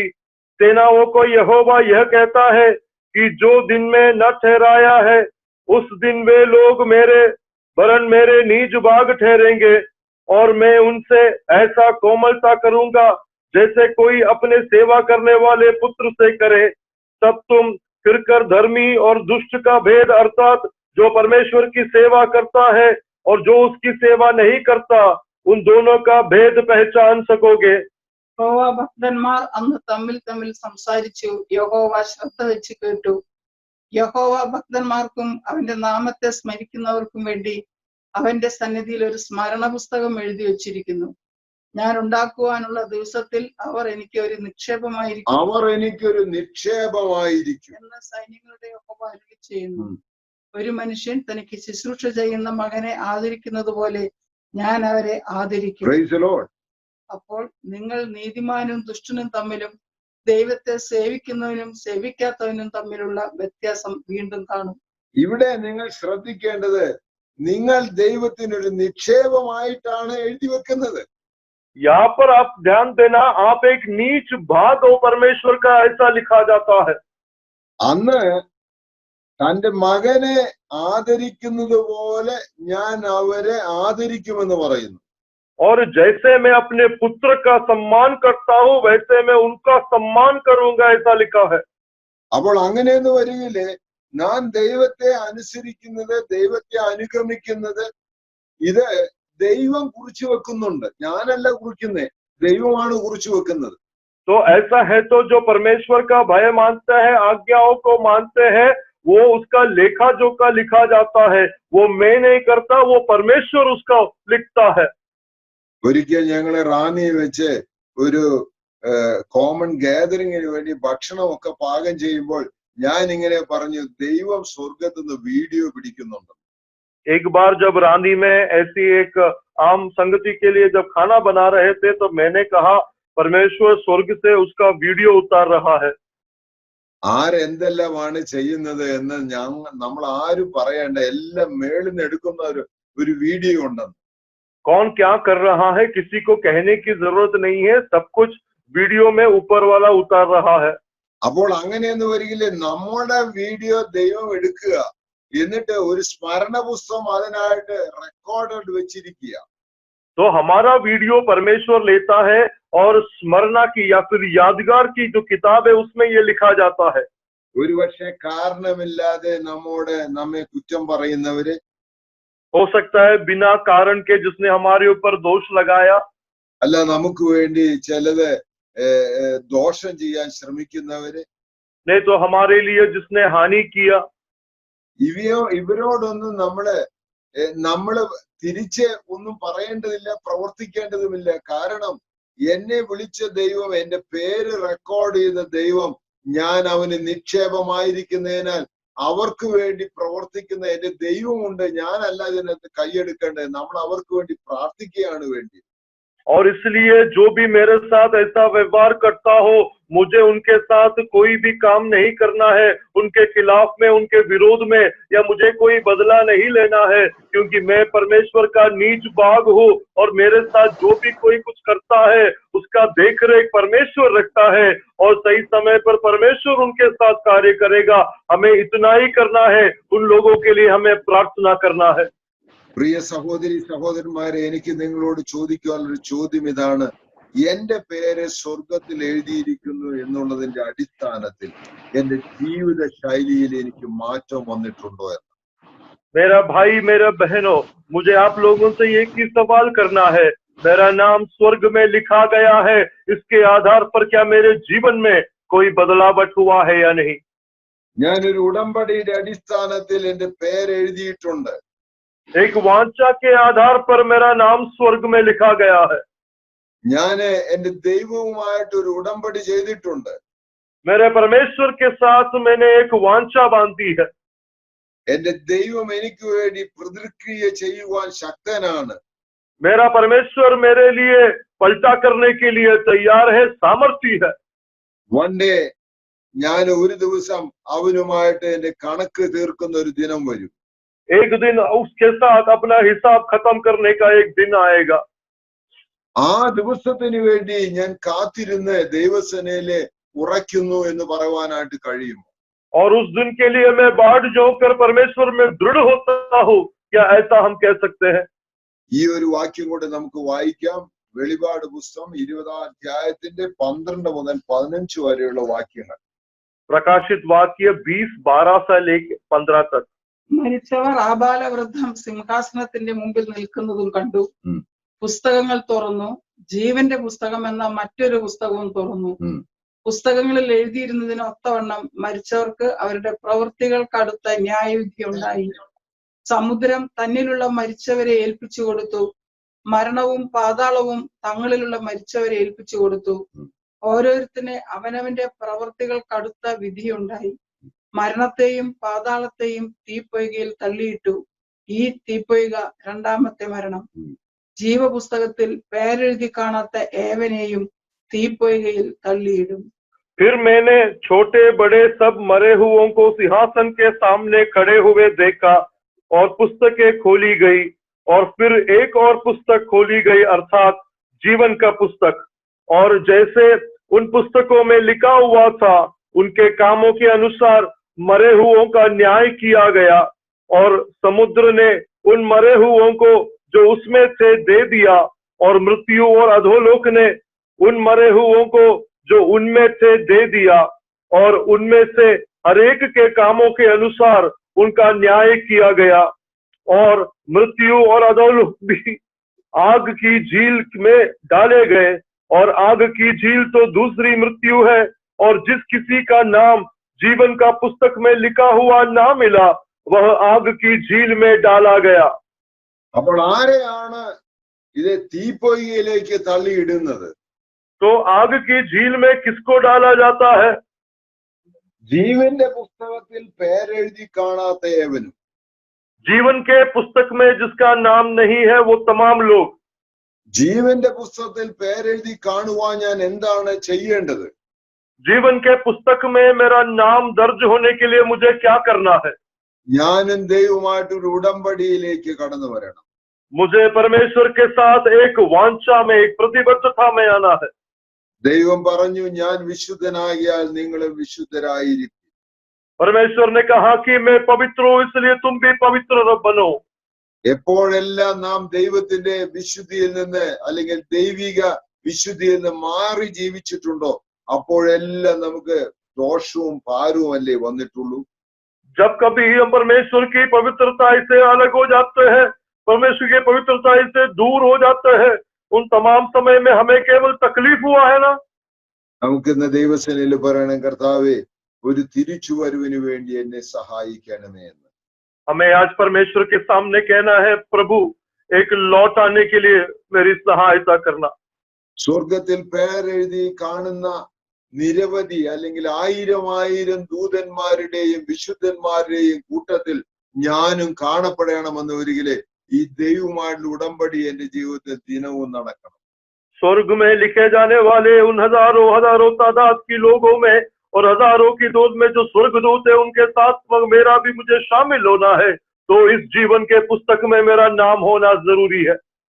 മ്ലേച്ഛതയുള്ളതൊന്നും ഞാൻ എന്റെ ജീവിതത്തിൽ അനുവദിക്കയില്ലെന്ന് പറയണം. दृढ़ता का कुछ भी मेरे जीवन में मैं अनुमति नहीं दूंगा, ऐसा मुझे कहना है। വ്യാജവും ഭോഷ്കും എന്നിൽ നിന്ന് അകറ്റി കർത്താവെ നിന്റേതാക്കി മാത്രം എന്നെ തീർക്കണമേ എന്ന് പറയാം. झूठ और असत्य को मुझसे दूर करके परमेश्वर मुझे हमेशा अपना बनाना, ऐसा कहना। ഞാന് ചുമതലപ്പെട്ടിരിക്കുന്നത് എന്റെ ദൈവത്തോടാണ്. मेरी जिम्मेदारी और मेरा हिसाब मेरे परमेश्वर के साथ है। അങ്ങനെ എന്ന് വരികിലെ ആരാധന എന്ന് പറഞ്ഞ് സൺഡേ 2 മണിക്കൂറിന്റെ അല്ല ആരാധന. ऐसा होगा तो हमारी आराधना इतवार के दिन 2 घंटे का नहीं होगा, എല്ലാ ദിവസവും ആരാധനയാണ്. हर रोज आराधना होगा, എല്ലാ നിമിഷവും ആരാധനയാണ്. हर पल आराधना होगा। ആരാധന എന്ന് പറഞ്ഞ് ഗിവിംഗ് വാല്യൂ ടു ഗോഡ് എന്നുള്ളതാണ് ആരാധനയുടെ. आराधना का परिभाषा ये है परमेश्वर को मूल्य देना। ആരാധനയിലെ സമർപ്പണമുണ്ട്, आराधना में समर्पण है, ആരാധനയിൽ യാഗമുണ്ട്. आराधना में बलि है। ഈ യാഗം എന്ന് പറയുമ്പോൾ അവിടെ വേദനയുണ്ട്. बलि का मतलब वहां पर दर्द है। ആരാധന വാസ്തവത്തില് ഞാൻ എനിക്ക് വേണ്ടി തൃപ്തി വരുത്തുകയല്ല, എന്റെ ദൈവത്തിന് വേണ്ടി എന്നെ വേണ്ടി സമർപ്പിക്കുന്നതാണ് ആരാധന. आराधना मुझे संतृप्त करने का बात नहीं है, आराधना मैं अपने आप को परमेश्वर के लिए दे देना आराधना है। ഒരു വ്യത്യസ്ത ജീവിത ശൈലിയാണ് ഈ ക്രിസ്തീയ ജീവിതം. एक अलग जीवन शैली है मसीही जीवन। ഇന്നത്തെ കുറുവാക്യം ഞാൻ ഇതേവരെ പറഞ്ഞില്ല. आज का चाबी का वचन मैंने अभी तक नहीं बोला। സമയം നീണ്ടുപോകുന്നെന്ന് ഒരിക്കലും ഈ കുറുവാക്യം കൂടെ നിങ്ങളെ ഏൽപ്പിക്കാൻ എനിക്ക് ദൈവാത്മാവ് പ്രേരണ നൽകും. आज समय तो आगे बीत गया, लेकिन ये चाबी का वचन देने के लिए पवित्र आत्मा मुझे प्रेरणा करता है। ലൂക്കോസിന്റെ സുവിശേഷം 10-ാം അധ്യായത്തിന്റെ 25-ാം വാക്യത്തിൽ लूका 10 का 25वें आयत में അവിടെ ഒരു പ്രമാണി വന്നിട്ട് കർത്താവിനോട് ചോദിക്കുന്ന ഒരു ചോദ്യമാണ് ഇന്ന് എനിക്ക് നിങ്ങളോട് പങ്കുവെപ്പാനുള്ളത്. वहां पर एक व्यवस्थापक आकर परमेश्वर से जो सवाल करता है यीशु से, उस बारे में मुझे आप लोगों से आज चर्चा करना है। ആ വാക്യം ഒന്ന് വായിക്കാം. അനന്തരം ഒരു ന്യായശാസ്ത്രി എഴുന്നേറ്റ്, ഗുരു, ഞാൻ നിത്യജീവന് അവകാശിയായി തീരുവാൻ എന്തു ചെയ്യണം എന്ന് അവനെ പരീക്ഷിച്ച് ചോദിച്ചു. लूका रचित सुसमाचार 10 उसका 25। और देखो एक व्यवस्थापक उठा और यह कहकर उसकी परीक्षा करने लगा कि हे गुरु, अनंत जीवन का विरास होने के लिए मैं क्या करूं। ഇവിടെ കർത്താവിന്റെ അടുത്ത് വന്ന് ചോദിക്കുന്ന ചോദ്യമാണ്, ന്യായശാസ്ത്രിയാണ്, ഞാൻ നിത്യജീവൻ അവകാശിയാകുവാൻ എന്താണ് ചെയ്യേണ്ടത്? यहाँ पर एक व्यवस्थापक उठकर परमेश्वर यीशु मसीह से सवाल करता है कि अनंत जीवन का वारिस होने के लिए मुझे क्या करना है। അതിന് കർത്താവ് പറഞ്ഞ മറുപടി 26-ാം വാക്യം. 26वां आयत में यीशु मसीह का जवाब। അവൻ അവനോട്, ന്യായപ്രമാണത്തിൽ എന്ത് എഴുതിയിരിക്കുന്നു, നീ എങ്ങനെ വായിക്കുന്നു എന്ന് ചോദിച്ചതിന് അവൻ, നിന്റെ ദൈവമായ കർത്താവിനെ നീ പൂർണ്ണ ഹൃദയത്തോടും പൂർണ്ണ ആത്മാവോടും പൂർണ്ണ ശക്തിയോടും പൂർണ്ണ മനസ്സോടും കൂടെ സ്നേഹിക്കണമെന്നും കൂട്ടുകാരനെ നിന്നെ പോലെ തന്നെ സ്നേഹിക്കണമെന്നും തന്നെ എന്ന് ഉത്തരം പറഞ്ഞു. उसने उससे कहा कि व्यवस्था में क्या लिखा है, तू कैसे पढ़ता है? उसने उत्तर दिया कि तू प्रभु अपने परमेश्वर से अपने सारे मन और अपने सारे प्राण और अपनी सारी शक्ति और अपनी सारी बुद्धि के साथ प्रेम रख और अपने पड़ोसी से अपने समान प्रेम रख। ഇത് പറഞ്ഞപ്പോൾ കർത്താവ് പറഞ്ഞ മറുപടി എന്താണെന്ന് അറിയോ? ശരി, നീ പറഞ്ഞത് ശരി, നിന്റെ ഉത്തരം. और जब उसने ये कहा तो यीशु मसीह ने क्या कहा? ठीक है, तूने जो उत्तर दिया वो सही है, वैसा ही कर। അങ്ങനെ ചെയ്യുക, എന്നാൽ നീ ജീവിക്കും. तो तू जीवित रहेगा। അതിനെ അവൻ തിരിച്ച് നീതിമാനാകുവാൻ ഇച്ഛിച്ചിട്ട് ചോദിച്ചു, കൂട്ടുകാരൻ ആരാണെന്ന്. तो उसने अपने आप को धर्मी ठहराने की इच्छा से पूछा कि मेरा पड़ोसी कौन है। അതിന് യേശു പറഞ്ഞ മറുപടിയാണ് ഒരു ശമരിയക്കാരന്റെ അനുഭവം. और उसके लिए जो यीशु मसीह ने उत्तर दिया वो था एक अच्छे समरी का दृष्टांत। യെരുശലേമിൽ നിന്ന് യെരിഹോവിലേക്ക് ഒരുവൻ യാത്ര यरूशलेम से यरीहो की ओर एक यात्रा करता है। അവൻ കള്ളന്മാരുടെ കയ്യിൽ അകപ്പെട്ടു. वो डाकुओं से घेर कर पड़ा। അവരെ അവന്റേതെല്ലാം എടുത്തുകൊണ്ടുപോയി. उन लोगों ने उसका सब कुछ लूट लिया।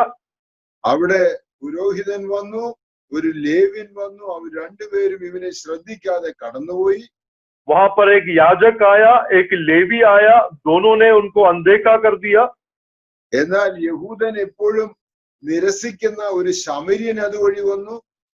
लेकिन यहूदी हमेशा जिसको नकारता है, ऐसा एक समरी वहां आया। അവൻ അവന്റെ അടുക്കൽ എത്തി. അവനെ കണ്ട് മനസ്സലിഞ്ഞു. അരികെ ചെന്നു എണ്ണയും വീഞ്ഞും പകർന്നു. അവനെ മുറിവുകളെ കെട്ടി അവനെ തന്റെ വാഹനത്തിൽ കയറ്റി വഴിയമ്പലത്തിൽ കൊണ്ടുപോയി. वो समरी उसके पास आया, उसे देखकर तरस खाया। उसने उसके घावों पर तेल रखा, दाकरस डालकर पट्टियां बांधी और अपनी सवारी पर चढ़ाकर सराया पर ले गया और उसने उसकी सेवा टहल की। അവിടെ 2 വെള്ളിക്കാശ് അവിടെ കൊടുത്തേച്ചു പറഞ്ഞു, ഈ വഴിയമ്പലത്തിൽ ഇവനെ സംരക്ഷിക്കണം. എന്തെങ്കിലും കൂടുതൽ ചെലവായാൽ ഞാൻ വരുമ്പോൾ തന്നുകൊള്ളാം. और उसने उस घर में उसको 2 दिनार देकर उन लोगों से कहा, इसका ख्याल रखो, इसका सेवा टहल करना, और अगर कुछ अधिक लगेगा तो जब मैं लौटूंगा तब तुम्हें दे दूंगा। എന്നിട്ട് കർത്താവ് ചോദിച്ചു, ഈ മൂവരിൽ ഏവനാണ് നിന്റെ കൂട്ടുകാരൻ എന്ന്. और उसके बाद यीशु मसीह ने पूछा, इन तीनों में से कौन तेरा पड़ोसी है? കരുണ കാണിച്ചവൻ എന്നവൻ മറുപടി പറഞ്ഞു. उसने उत्तर दिया, जिसने तरस खाया। യേശുവിനോട് പറഞ്ഞു, നീയും പോയി അങ്ങനെ തന്നെ ചെയ്യുക. यीशु ने उससे कहा, जा तू भी ऐसा ही कर। ഞാന് ഈ കർത്താവ് പറഞ്ഞ ഈ ഉപമയിലെ 4 പ്രധാന സ്വഭാവക്കാരെയാണ് ഞാൻ കാണുന്നത്. यहाँ पर यीशु मसीह ने जो दृष्टांत दिया, इसमें मैं 4 व्यक्तियों को देखता हूँ जिसका अलग अलग स्वभाव है। ഒന്നാമത്തെ സ്വഭാവം എന്ന് പറഞ്ഞ കള്ളന്റേതാ. एक चोर का स्वभाव। നിന്റേത് എല്ലാം എന്റേതാക്കണം, നീ ചത്താലും വേണ്ടിയില്ല, നിന്നെ കൊന്നാലും വേണ്ടിയില്ല, അതിനുവേണ്ടി അവൻ ശ്രമിക്കും. जो तेरा है वो सब मेरा है, और उसके लिए अगर तुझे मारना भी पड़े तो कोई गम नहीं, लेकिन मैं सब कुछ छीन लूंगा। ये डाकू का स्वभाव। എന്നാൽ പുരോഹിതന്റെയും ലേവിന്റെയും സ്വഭാവം, लेकिन याजक और लेवी का स्वभाव, എന്റേതെല്ലാം എന്റേത്, നിന്റേതെല്ലാം നിന്റേത്, നീ എനിക്ക് എന്ത് സംഭവിച്ചാലും ഞാൻ നിന്നെ കാണുകയില്ല, നോക്കുകയില്ലെന്ന് പറഞ്ഞ് അവരവരുടെ വഴിക്ക് പോകുന്നവർ. मेरा सब मेरा है, तेरा सब तेरा है, तेरा जो भी हो कोई भी बात नहीं, अनदेखा कर कर अपने मार्ग निकलने वाले लोग। എന്നാൽ ശമര്യക്കാരന്റെ സ്വഭാവമോ, लेकिन उस समरी का स्वभाव कैसा था? എന്റേതെല്ലാം ഞാൻ നിന്റേതാക്കാൻ നിനക്ക് തരാം, मेरा जो कुछ भी है वो मैं तेरे लिए दूंगा, അതിനുവേണ്ടി നീ എനിക്ക് ഒന്നും തരേണ്ടതില്ല, और उसके लिए तू मुझे कुछ देने की जरूरत नहीं है। നിന്നെ സഹായിക്കാം, तेरी मदद करूंगा, എന്റെ വാഹനത്തിൽ ഞാൻ നിന്നെ കയറ്റാം, मेरी गाड़ी पर मैं तुझे सवारी दूंगा, നിന്റെ ചെലവുകളുകൂടെ ഞാൻ ഏറ്റുകൊള്ളാം. और तेरा खर्चा भी मैं उठाऊंगा। എന്നാൽ 4ാമത്തെ സത്രക്കാരന്റെ സ്വഭാവമോ, लेकिन चौथा, वो वहां पर जो बयारी था उसका स्वभाव कैसा था? എന്റേത് ഞാൻ നിനക്ക് തരാം, പക്ഷേ എനിക്ക് പണം കിട്ടണം. मेरा मैं तुझे दूंगा, लेकिन मुझे उसका प्रतिफल मिलना है। എന്റെ വഴിയമ്പലത്തിൽ സ്ഥലമുണ്ട്, പക്ഷെ തരണമെന്ന് വരികിലെ കാശ് തരണം. मेरे बटियारे में जगह है, लेकिन अगर तुझे मिलना है तो पैसा देना होगा। പണം തന്നില്ലെങ്കിൽ നിനക്ക് ഇവിടെ സാധ്യമല്ല. और पैसा नहीं देगा तो ये मुश्किल है। ഞാൻ ചിന്തിക്കുന്നത് ശമര്യക്കാരൻ 2 പെനി കൊടുത്തപ്പോൾ വഴിയമ്പലക്കാരൻ പറഞ്ഞു കാണും, കൂടുതൽ ചെലവിട്ടാൽ പിന്നെ ആരാ തരിക? तो हो सकता है, मैं ऐसा सोचता हूँ, कल्पना करता हूँ, जब उस समरी ने 2 दिनार उस बटियारे को दिया तो उसने सोचा होगा अभी ज्यादा खर्चा होगा तो कौन देगा। അതുകൊണ്ടായിരിക്കും അവൻ പറഞ്ഞത്, എന്തെങ്കിലും കൂടുതൽ ചെലവിട്ടാൽ ഞാൻ തിരികെ വരുമ്പോൾ തന്നുകൊള്ളാമെന്ന്. तो इस कारण उसने ऐसा जवाब दिया होगा, अगर ज्यादा खर्च होता है तो मेरे लौटने पर मैं दूंगा। കർത്താവ് എന്നോട് പറയുന്നത് നിത്യജീവനെ അവകാശമാക്കണമെന്നൊരു പ്രായോഗിക തലത്തിലേക്ക് നീ കടന്നു വരണം. परमेश्वर कहता है अगर अनंत जीवन को पाना है तो तू वास्तविक जीवन में उतर आना है. മറ്റുള്ളവന്റെ വേദന അറിയുവാൻ നീ തയ്യാറാകണം. दूसरों की दर्द को जानने के लिए तुझे तैयार रहना है. നിന്റെ ജീവിതം മറ്റുള്ളവരെ സഹായിക്കാനായിട്ടുള്ളതായി മാറണം. तेरा जीवन दूसरों के मदद करने के लिए होना है. നിത്യജീവൻ പ്രാപിക്കാൻ താല്പര്യമെന്ന് വരികിലെ നമ്മെ തന്നെ ദൈവത്തിൽ ഒരുക്കുവാനായിട്ട് സമർപ്പിക്കപ്പെടണം. अनंत जीवन पाने की इच्छा रखते हैं तो अपने आप को परमेश्वर के हाथों में समर्पण कर देना है. അതായിരുന്നു കർത്താവ് നമുക്ക് കാണിച്ചു തന്ന മാതൃക. और यही यीशु मसीह ने नमूना हमें दिखाया. ഞാൻ ഒരവസരത്തില് പൂനെയില് താമസിച്ച് അവിടെ സുവിശേഷ പ്രവർത്തനം ചെയ്തുകൊണ്ടിരുന്നു. मैं एक समय में एक जमाने में पूना में वहां रहकर वहां सेवकाई करता था. ഞാനും മറ്റൊരാളും കൂടെ ഒരു വീട്ടിലെ പ്രാർത്ഥനയ്ക്ക് വേണ്ടി പോകാൻ ഒരുങ്ങി നിൽക്കുമ്പോൾ मैं और एक दूसरा भाई जब एक घर में प्रार्थना करने के लिए जाने के लिए तैयार हो रहे थे, ഞങ്ങളുടെ പരിചയക്കാരൻ ഒരാൾ അവിടെ വന്നു. हमारा एक पहचान वाला वहां पर आया. അദ്ദേഹത്തിന്റെ സ്കൂട്ടറിന്റെ ടയറ് അല്പം പഞ്ചർ ആയിട്ടുണ്ട്. और उनका स्कूटर का जो टायर है वो पंक्चर हो गया था. അദ്ദേഹത്തിന് പ്രായമുണ്ട്. അതുകൊണ്ട് അദ്ദേഹത്തിന് ഈ സ്റ്റെപ്പിനി എടുത്തേച്ച് അത് പിടിപ്പിക്കാനായിട്ട് കഴിയുന്നില്ല. എന്നെ ഹെൽപ്പ് ചെയ്യാമോ എന്നാ വന്നു ചോദിച്ചത്. वो थोड़ा बुजुर्ग थे इसलिए उनका स्कूटर का स्टेपनी निकाल कर वो बदल नहीं सकते थे, इसलिए उन्होंने पूछा कि आप हमारी मदद करोगे. അപ്പോൾ ഞാൻ പെട്ടെന്ന് എടുത്ത് ചാടി പറഞ്ഞു, എന്റെ സുഹൃത്തെ, ഞങ്ങൾക്ക് ഇപ്പോൾ ഇതിനൊന്നും സമയമില്ല. ഇത് വല്ല വർക്ക്ഷോപ്പിലോ എന്തെങ്കിലും പോയി ചെയ്യേ, ഞങ്ങൾ ഇതേ പോകുന്നത്. तो मैंने तुरंत झपट कर बोला कि भाई मुझे तो इसका समय नहीं है, हम लोगों को दूसरा काम के लिए जाना है.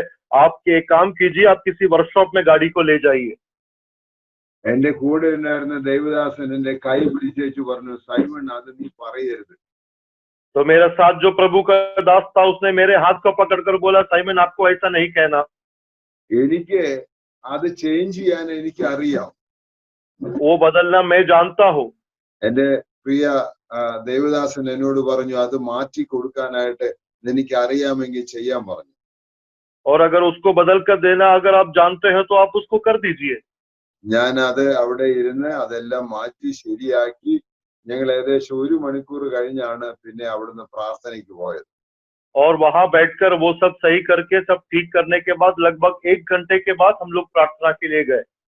ഞങ്ങൾ യാത്ര ചെയ്യുമ്പോൾ ഈ കർത്താവിന്റെ ദാസൻ എന്നോട് പറഞ്ഞു, വാസ്തവത്തിൽ നമ്മൾ ആരാധിച്ചത് ആ പ്രിയ സഹോദരനെ ഹെൽപ്പ് ചെയ്തുകൊണ്ടാണ്. तो वो भाई ने कहा कि सही मायने में हमने जो आराधना किया वो उस भाई का मदद करते हुए किया. അത് നിമിത്തം ഉണ്ടായത് അദ്ദേഹത്തിന്റെ ഭവനം ഞങ്ങൾക്കായിട്ട് പിന്നീട് തുറന്നു തന്നു. और उसके वजह से जो हुआ उस भाई का घर हमारे लिए बाद में खुल गया. അവിടെ നമുക്ക് സൺഡേ സ്കൂൾ നടത്തുവാൻ മാത്രമല്ല ഈ പ്രിയ ഭവനം യേശുവിനെ രക്ഷകനായി സ്വീകരിക്കാൻ മുഖാന്തരമായി തീർന്നു. और वहां पर हमें संडे स्कूल चलाने के लिए और इतना ही नहीं वो घर बाद में परमेश्वर का स्वीकार करने का कारण बना. ഇത് എന്റെ സ്വന്തം അനുഭവത്തിൽ നിന്നാണ് ഞാൻ പറഞ്ഞത്. ये अपने अनुभव से मैं कहता हूँ. ഞാൻ ഇത് പറഞ്ഞ എന്റെ താല്പര്യം, मेरा ये कहने का तात्पर्य, നമുക്ക് നമ്മുടെ കൺവീനിയൻസിനനുസരിച്ചല്ലാതെ ഒന്നിനും നമ്മൾ പലപ്പോഴും തയ്യാറാകാറില്ല. हम हमारी सुख सुविधा के अनुसार उसे छोड़कर कुछ करने के लिए तैयार नहीं होते. എന്റെ പ്രിയ സഹോദരന് വേണ്ടി എനിക്ക് 1 മണിക്കൂർ സ്പെൻഡ് ചെയ്യാനായിട്ട് കഴിയുമോ? मेरे प्रिय भाई के लिए क्या मैं 1 घंटा बिता सकता हूँ? ഒരു പ്രിയ സഹോദരന്റെ ആവശ്യത്തിൽ എനിക്ക് എങ്ങനെയാണ് സഹകരിപ്പാൻ കഴിയുന്നത്? एक प्रिय भाई के जरूरत में मैं कैसे मदद करता हूँ, कैसे मैं उसका सहायता कर सकता हूँ. എന്റെ പേര് ജീവന്റെ പുസ്തകത്തിൽ എഴുതി, ഇനി ആദ്യം എഴുതിയിലേക്ക് വിരോധമില്ല എന്നുള്ള ചിന്തയാണോ? मेरा नाम जीविकन के पुस्तका में लिखा गया है, आप किसी का नाम लिखे ना लिखे इससे मेरा कोई संबंध नहीं, क्या ऐसा हमारा मनोभाव है? അവരുടെ കൂടെ പേര് ജീവന്റെ പുസ്തകത്തിൽ എഴുതുവാൻ നീ മുഖാന്തരമായി മാറുവാൻ തയ്യാറാണോ? और उनका नाम भी जीवन के पुस्तिका में लिखने के लिए क्या तू एक जरिया बनेगा? ഒരു ദിനത്തിലെ നാം ദൈവസേനയിൽ നിൽക്കേണ്ടവരാണ്. एक दिन परमेश्वर के सम्मुख में खड़े होने वाले हैं हम. ഈ പുസ്തകം തുറക്കുന്ന അവസരത്തില് എന്റെ പേര് കാണുവാൻ ഇടയുണ്ടാകുമോ എന്നാ ചോദിക്കാൻ. और ये किताब जब खोला जाएगा क्या उसमें मेरा नाम होगा, ये सवाल करना है। പ്രിയമുള്ളവരെ, ഇത് നമ്മുടെ വ്യക്തിപരമായ അനുഭവത്തോടൊന്ന് ഒന്ന് ഒന്ന് ഒന്ന് ചിന്തിച്ചു നോക്കണം. प्रिय लोगों, ये हमारे व्यक्तिगत अनुभवों को साथ उसको जोड़कर तुलना करें। എന്റെ പേര് സ്വർഗത്തിൽ എഴുതിയിരിക്കുന്നു എന്നുള്ളതിൽ എനിക്ക് സന്തോഷമുണ്ട്. मेरे नाम स्वर्ग में लिखा है, इसका मैं पूर्णता आनंद हूँ। ആ സന്തോഷം എങ്ങനെയാണ് ഞാൻ എന്റെ ജീവിതത്തിൽ അനുവർത്തിച്ചു കൊണ്ടിരിക്കുന്നത് എന്നാ ചോദിക്കേണ്ടത്. और वो आनंद मेरे जीवन में कैसे उसको जरिया होता है, ये बात को मुझे पूछना है। പ്രിയമുള്ളവരെ, കറ ചുളുക്കം മുതലായത് ഒന്നുമില്ലാതെ സഭയെ ശുദ്ധയും നിഷ്കളങ്കയുമാക്കി തീർക്കുവാനാ ദൈവം ഇറങ്ങി വന്നത്. बिना कोई कलंक के, बिना कोई झुर्री के, बिना कोई पाप के एक तेजस्वी कलीसिया होकर परमेश्वर के सामने खड़ा करना परमेश्वर इच्छा करता है। അവന്റെ സ്വസ്ഥതയിൽ പ്രവേശിപ്പാനാണ് ദൈവം നമ്മെ വിളിച്ചിരിക്കുന്നത്. उसके विश्राम में प्रवेश करने के लिए हमें बुलाया गया है। എന്റെ പേർ സ്വർഗത്തിൽ എഴുതിയിരിക്കുന്നു എന്നുള്ളതിൽ എനിക്ക് സന്തോഷമുണ്ട്. मेरा नाम स्वर्ग में लिखा गया है, इसका मुझे बहुतायत से आनंद है। കർത്താവ് ഈ പ്രമാണിയോട് പറയുന്നത്, നിന്റെ ജീവിതം വ്യത്യസ്തമായെങ്കിൽ മാത്രമേ നിനക്ക് നിത്യജീവങ്കിലേക്കുള്ള പ്രവേശനം ലഭ്യമാകുകയുള്ളൂ. यीशु मसीह इस व्यवस्थापक से कहता है, तेरे जीवन में अगर बदलावट हो तो ही तू इस अनंत जीवन का वारिस बन सकता है। കർത്താവിനെ പൂർണ്ണ ഹൃദയത്തോടെ നീ അനുസരിക്കുമോ? क्या पूरे मन से तू परमेश्वर की आज्ञाओं को मानेगा? പൂർണ്ണ ആത്മാവോടെ കർത്താവിനെ സ്തുതിക്കുമോ?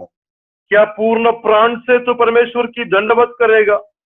പൂർണ്ണ ഹൃദയം ദൈവത്തിന് വേണ്ടി ഏൽപ്പിച്ചു കൊടുക്കുമോ? अपना पूरा मन क्या परमेश्वर के लिए तू सौंप देगा?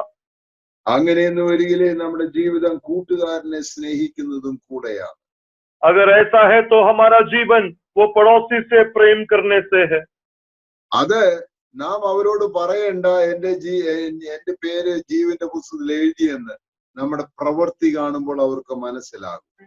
हमें उनको कहना नहीं है कि हमारा नाम जीवन के पुस्तक में लिखा गया है, हमारे बर्ताव से वो समझ जाएंगे।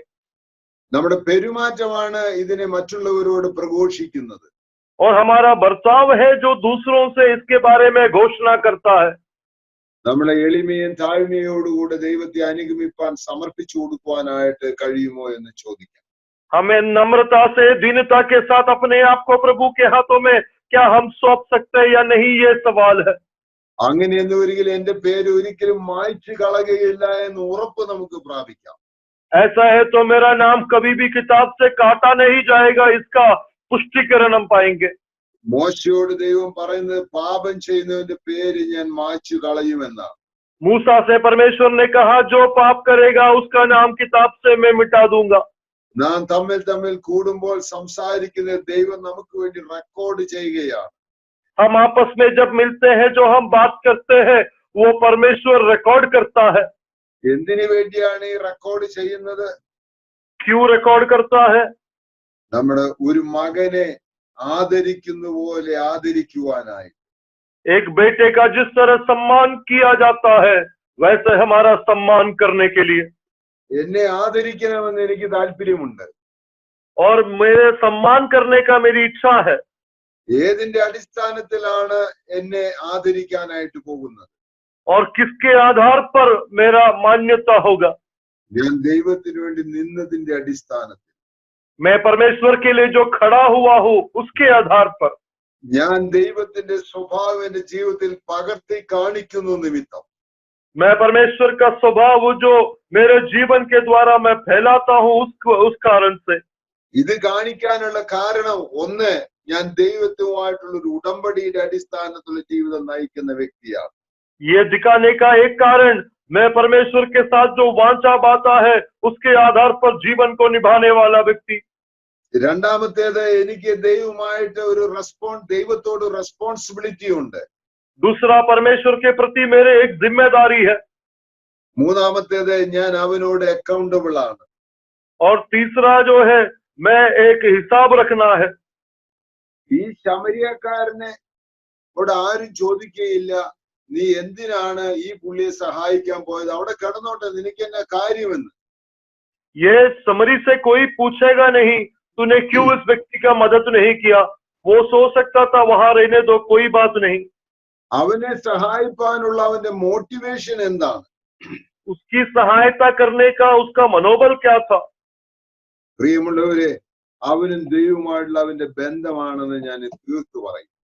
और मैं पुख्ता से कहना चाहूंगा, परमेश्वर उसके साथ जो रिश्ता है वो था कारण। പ്രിയമുള്ളവരെ, प्रिय लोगों, നമ്മുടെ നാട്ടിലേക്ക് ഇംഗ്ലണ്ടിൽ നിന്നും അമേരിക്കയിൽ നിന്നും അതുപോലെ പല വിദേശ സ്ഥലങ്ങളിൽ നിന്നും ജർമ്മനിയിൽ നിന്നും ഒക്കെ മിഷണറിമാർ ഇവിടെ വന്നു. इंग्लैंड से, विलायत से, जर्मनी से, ऐसे अन्य जगहों से बहुत से नुमाइंदे, प्रभु के नुमाइंदे हमारे यहाँ पर आए। കർത്താവിന്റെ ദാസൻ ഗുണ്ടറ്റാണ് ആദ്യമായിട്ട് മലയാള ഭാഷയിലേക്ക് വേദപുസ്തകം പരിഭാഷപ്പെടുത്തുവാൻ ശ്രമിച്ചത്. प्रभु का दास गुंडापा जो है, उन्होंने सबसे प्रथम बाइबल को मलयालम में उसका अनुवाद किया। ഡോക്ടർ വില്യം കേരിയാണ് 38 ഭാഷയിലേക്ക്, ഇന്ത്യൻ ഭാഷയിലേക്ക് ദൈവവചനം പരിഭാഷപ്പെടുത്തിയത്. डॉक्टर विलियम कैरी जो है 38 भाषाओं में, भारतीय भाषाओं में बाइबल का अनुवाद किया। 42 വർഷം ഈ ഭൂമുഖത്ത് ഈ ഇന്ത്യയിൽ താൻ ജീവിച്ചു. 42 साल तक इस भारत में वो जीवन बिताया। വളരെ വളരെ പ്രയാസങ്ങളിലൂടെ കടന്നുപോയി. बहुत ही दुख और तकलीफों के द्वारा गया। ഒരിക്കൽ പോലും തന്റെ സ്വദേശത്തേക്ക് താൻ തിരിച്ചു പോയിട്ടില്ല. एक बार भी अपने जन्मभूमि को वो वापस लौटा नहीं। അങ്ങനെ നിരവധി കർത്താവിന്റെ ദാസന്മാരെ കുറിച്ച് നമുക്ക് കാണുവാനായിട്ട് കഴിയുന്നു. ऐसे बहुत सारे प्रभु के दासों के बारे में हम देख सकते हैं। കേരളത്തിൽ നിന്ന് വടക്കേ ഇന്ത്യയിലോട്ട് പോയി കർത്താവിന്റെ വേലയിൽ ഉൾപ്പെട്ട നിരവധി ആളുകൾ നമ്മുടെ മനസ്സിലുണ്ടല്ലോ. और केरला से हमारे उत्तर भारत की और पश्चिम भारत की ओर गए हुए कई लोगों को हम जानते हैं। ഇന്നും കർത്താവിന്റെ ദാസന്മാർ പലരും ഇതേ കേരളത്തിൽ നിന്ന് പോയി വടക്കേ ഇന്ത്യയിലെ പ്രവർത്തിക്കുന്നവരുണ്ട്. आज भी प्रभु के कई दास लोग हमारे केरल से उत्तर भारत में जाकर सेवा करते हैं। അതിന്റെ എല്ലാം മോട്ടിവേഷൻ എന്താണ്? इन तमाम बातों की प्रेरणा क्या है? കഴിഞ്ഞ അവസരത്തില് ഞങ്ങള് കോഴിക്കോടിനടുത്ത് മുജുകുന്ന് എന്ന് പറഞ്ഞ ഒരു സ്ഥലത്തേക്ക് അവിടെ ഒരു സാച്ചുറേറ്റഡ് വർക്കിന് വേണ്ടി പോയി. पिछले एक बार वहां पर कोഴിക്കോട് में मूळिकुंद नाम जगह में एक सैचुरेटेड काम के लिए हम लोग वहां पर गए। അവിടെ പല വീടുകളിൽ വിസിറ്റ് ചെയ്യാനും ട്രാക്ട് കൊടുക്കുകയും ചെയ്തുകൊണ്ടിരിക്കുക. और कई घरों में हम लोग ने भेंट किया और पर्ची दिया। ഞാന് കുറെ സ്റ്റെപ്പുകളുള്ള ഒരു വീട്ടിലോട്ട് ഞാൻ കയറി ചെന്നപ്പോൾ അവിടെ ഇരുന്ന പ്രായമുള്ള ഒരാൾ എന്നോട് ചോദിച്ചു, വീട്ടിലെങ്ങാനും ഇരിക്കാനുള്ളതിന് എന്തിനാണ് നിങ്ങൾ ഇങ്ങോട്ട് കയറി വന്നതെന്ന്. तो एक ऐसे घर में हम गए, वहां पर घर थोड़े ऊंचाई पे था तो बहुत सीढ़ियां चढ़ना था। जब सीढ़ी चढ़कर ऊपर गया तो वहां पे एक बुजुर्ग बैठा था, जिन्होंने पूछा, आप घर इतना बुजुर्ग हो चुके, बूढ़े हो चुके हैं, घर में बैठना है ना, क्यों चल फिर रहे हो? അപ്പൊ ഞാൻ അദ്ദേഹത്തോട് ചോദിച്ചു, എത്ര വയസ്സായി? तो मैंने उनको पूछा, आपका उम्र कितना है? പുള്ളിക്കാരൻ വളരെ വിഷമിച്ച് ഇങ്ങനെ വിറച്ചുകൊണ്ട് പറഞ്ഞു, എനിക്ക് 63 വയസ്സ്. बहुत दुख के साथ उन्होंने कांपते हुए तरतराते कहा, मुझे 63 मेरा उम्र है। ഞാൻ പറഞ്ഞു, ഞാന് അന്ന് എനിക്ക് 67 വയസ്സുണ്ട്, ഞാൻ 67 വയസ്സുകാരനാണ് ഞാൻ കയറി വന്നത്. तो मैंने कहा, मेरा 67 इयर्स है उस समय में और मैं यहाँ पर चढ़कर आया हूँ। ഞാൻ പറഞ്ഞു, ഇങ്ങനെ വരാനുള്ള ഈ ശക്തിയും കൃപയും ഒക്കെ എന്നെ രക്ഷിച്ചൊരു ദൈവമുണ്ട്, അവനാ എനിക്ക് തന്നതെന്ന്.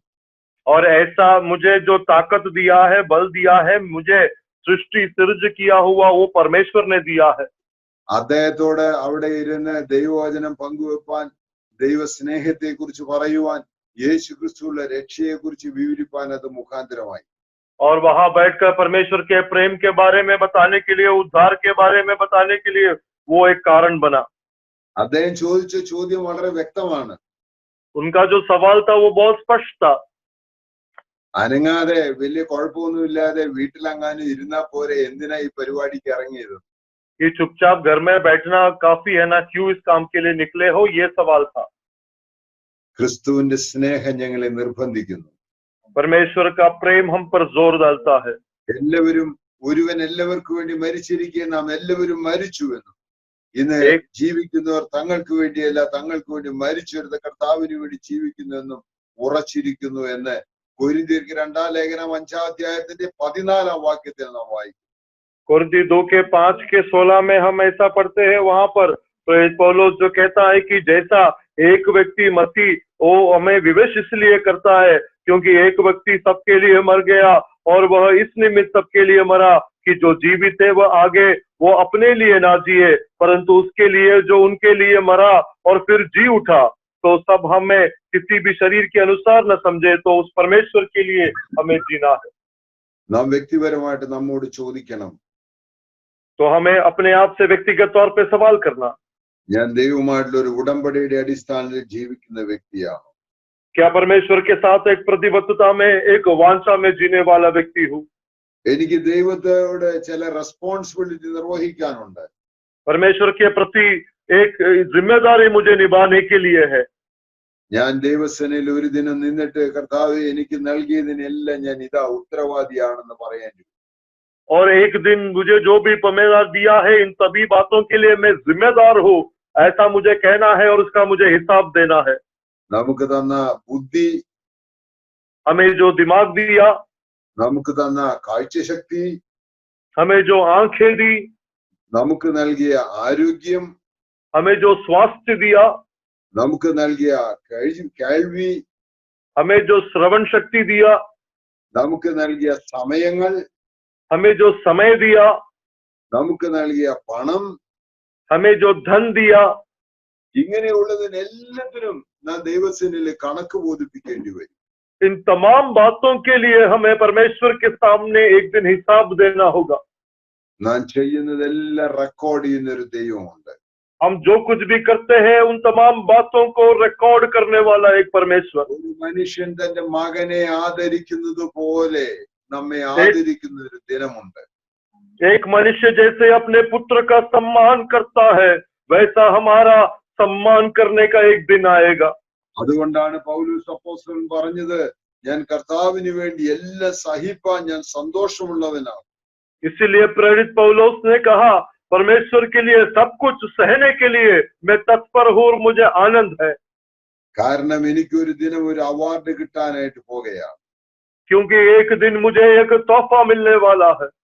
അതിനു വേണ്ടിയുള്ള ഒരുക്കമാണ് ഞാൻ ജീവിതത്തിൽ നയിക്കുന്നത്. और उसकी तैयारी है जो मैं जीवन में करता हूँ. പ്രിയമുള്ളവരെ, ഇന്ന് നമുക്ക് ദൈവസേനൻ ചോദിക്കേണ്ടത്, ഞാൻ നിത്യജീവനെ അവകാശിയായി ജീവിക്കുന്ന വ്യക്തിയാണോ എന്നാണ്. हमें एक सवाल करना है कि क्या मैं अनंत जीवन का वारिस होकर अपने जीवन को बिताता हूँ. തന്റെ പുത്രനായ യേശു ക്രിസ്തുവിൽ വിശ്വസിക്കുന്ന ഏവരും നശിച്ചു പോകാൻ നിത്യജീവൻ പ്രാപിക്കേണ്ടതിന് ദൈവം അവന് നൽകുവാൻ തക്കവണ്ണം ലോകത്തെ സ്നേഹിച്ചു. परमेश्वर ने संसार से इतना प्रेम किया कि अपने एकलौते पुत्र को दे दिया ताकि जो कोई भी उस पर विश्वास करे वो नाश ना हो लेकिन अनंत काल का जीवन पाए. ജീവൻ മാത്രമല്ല, അവൻ സമൃദ്ധമായ ജീവൻ നൽകുവാനാണ് ഭൂമുഖത്തേക്ക് വന്നത്.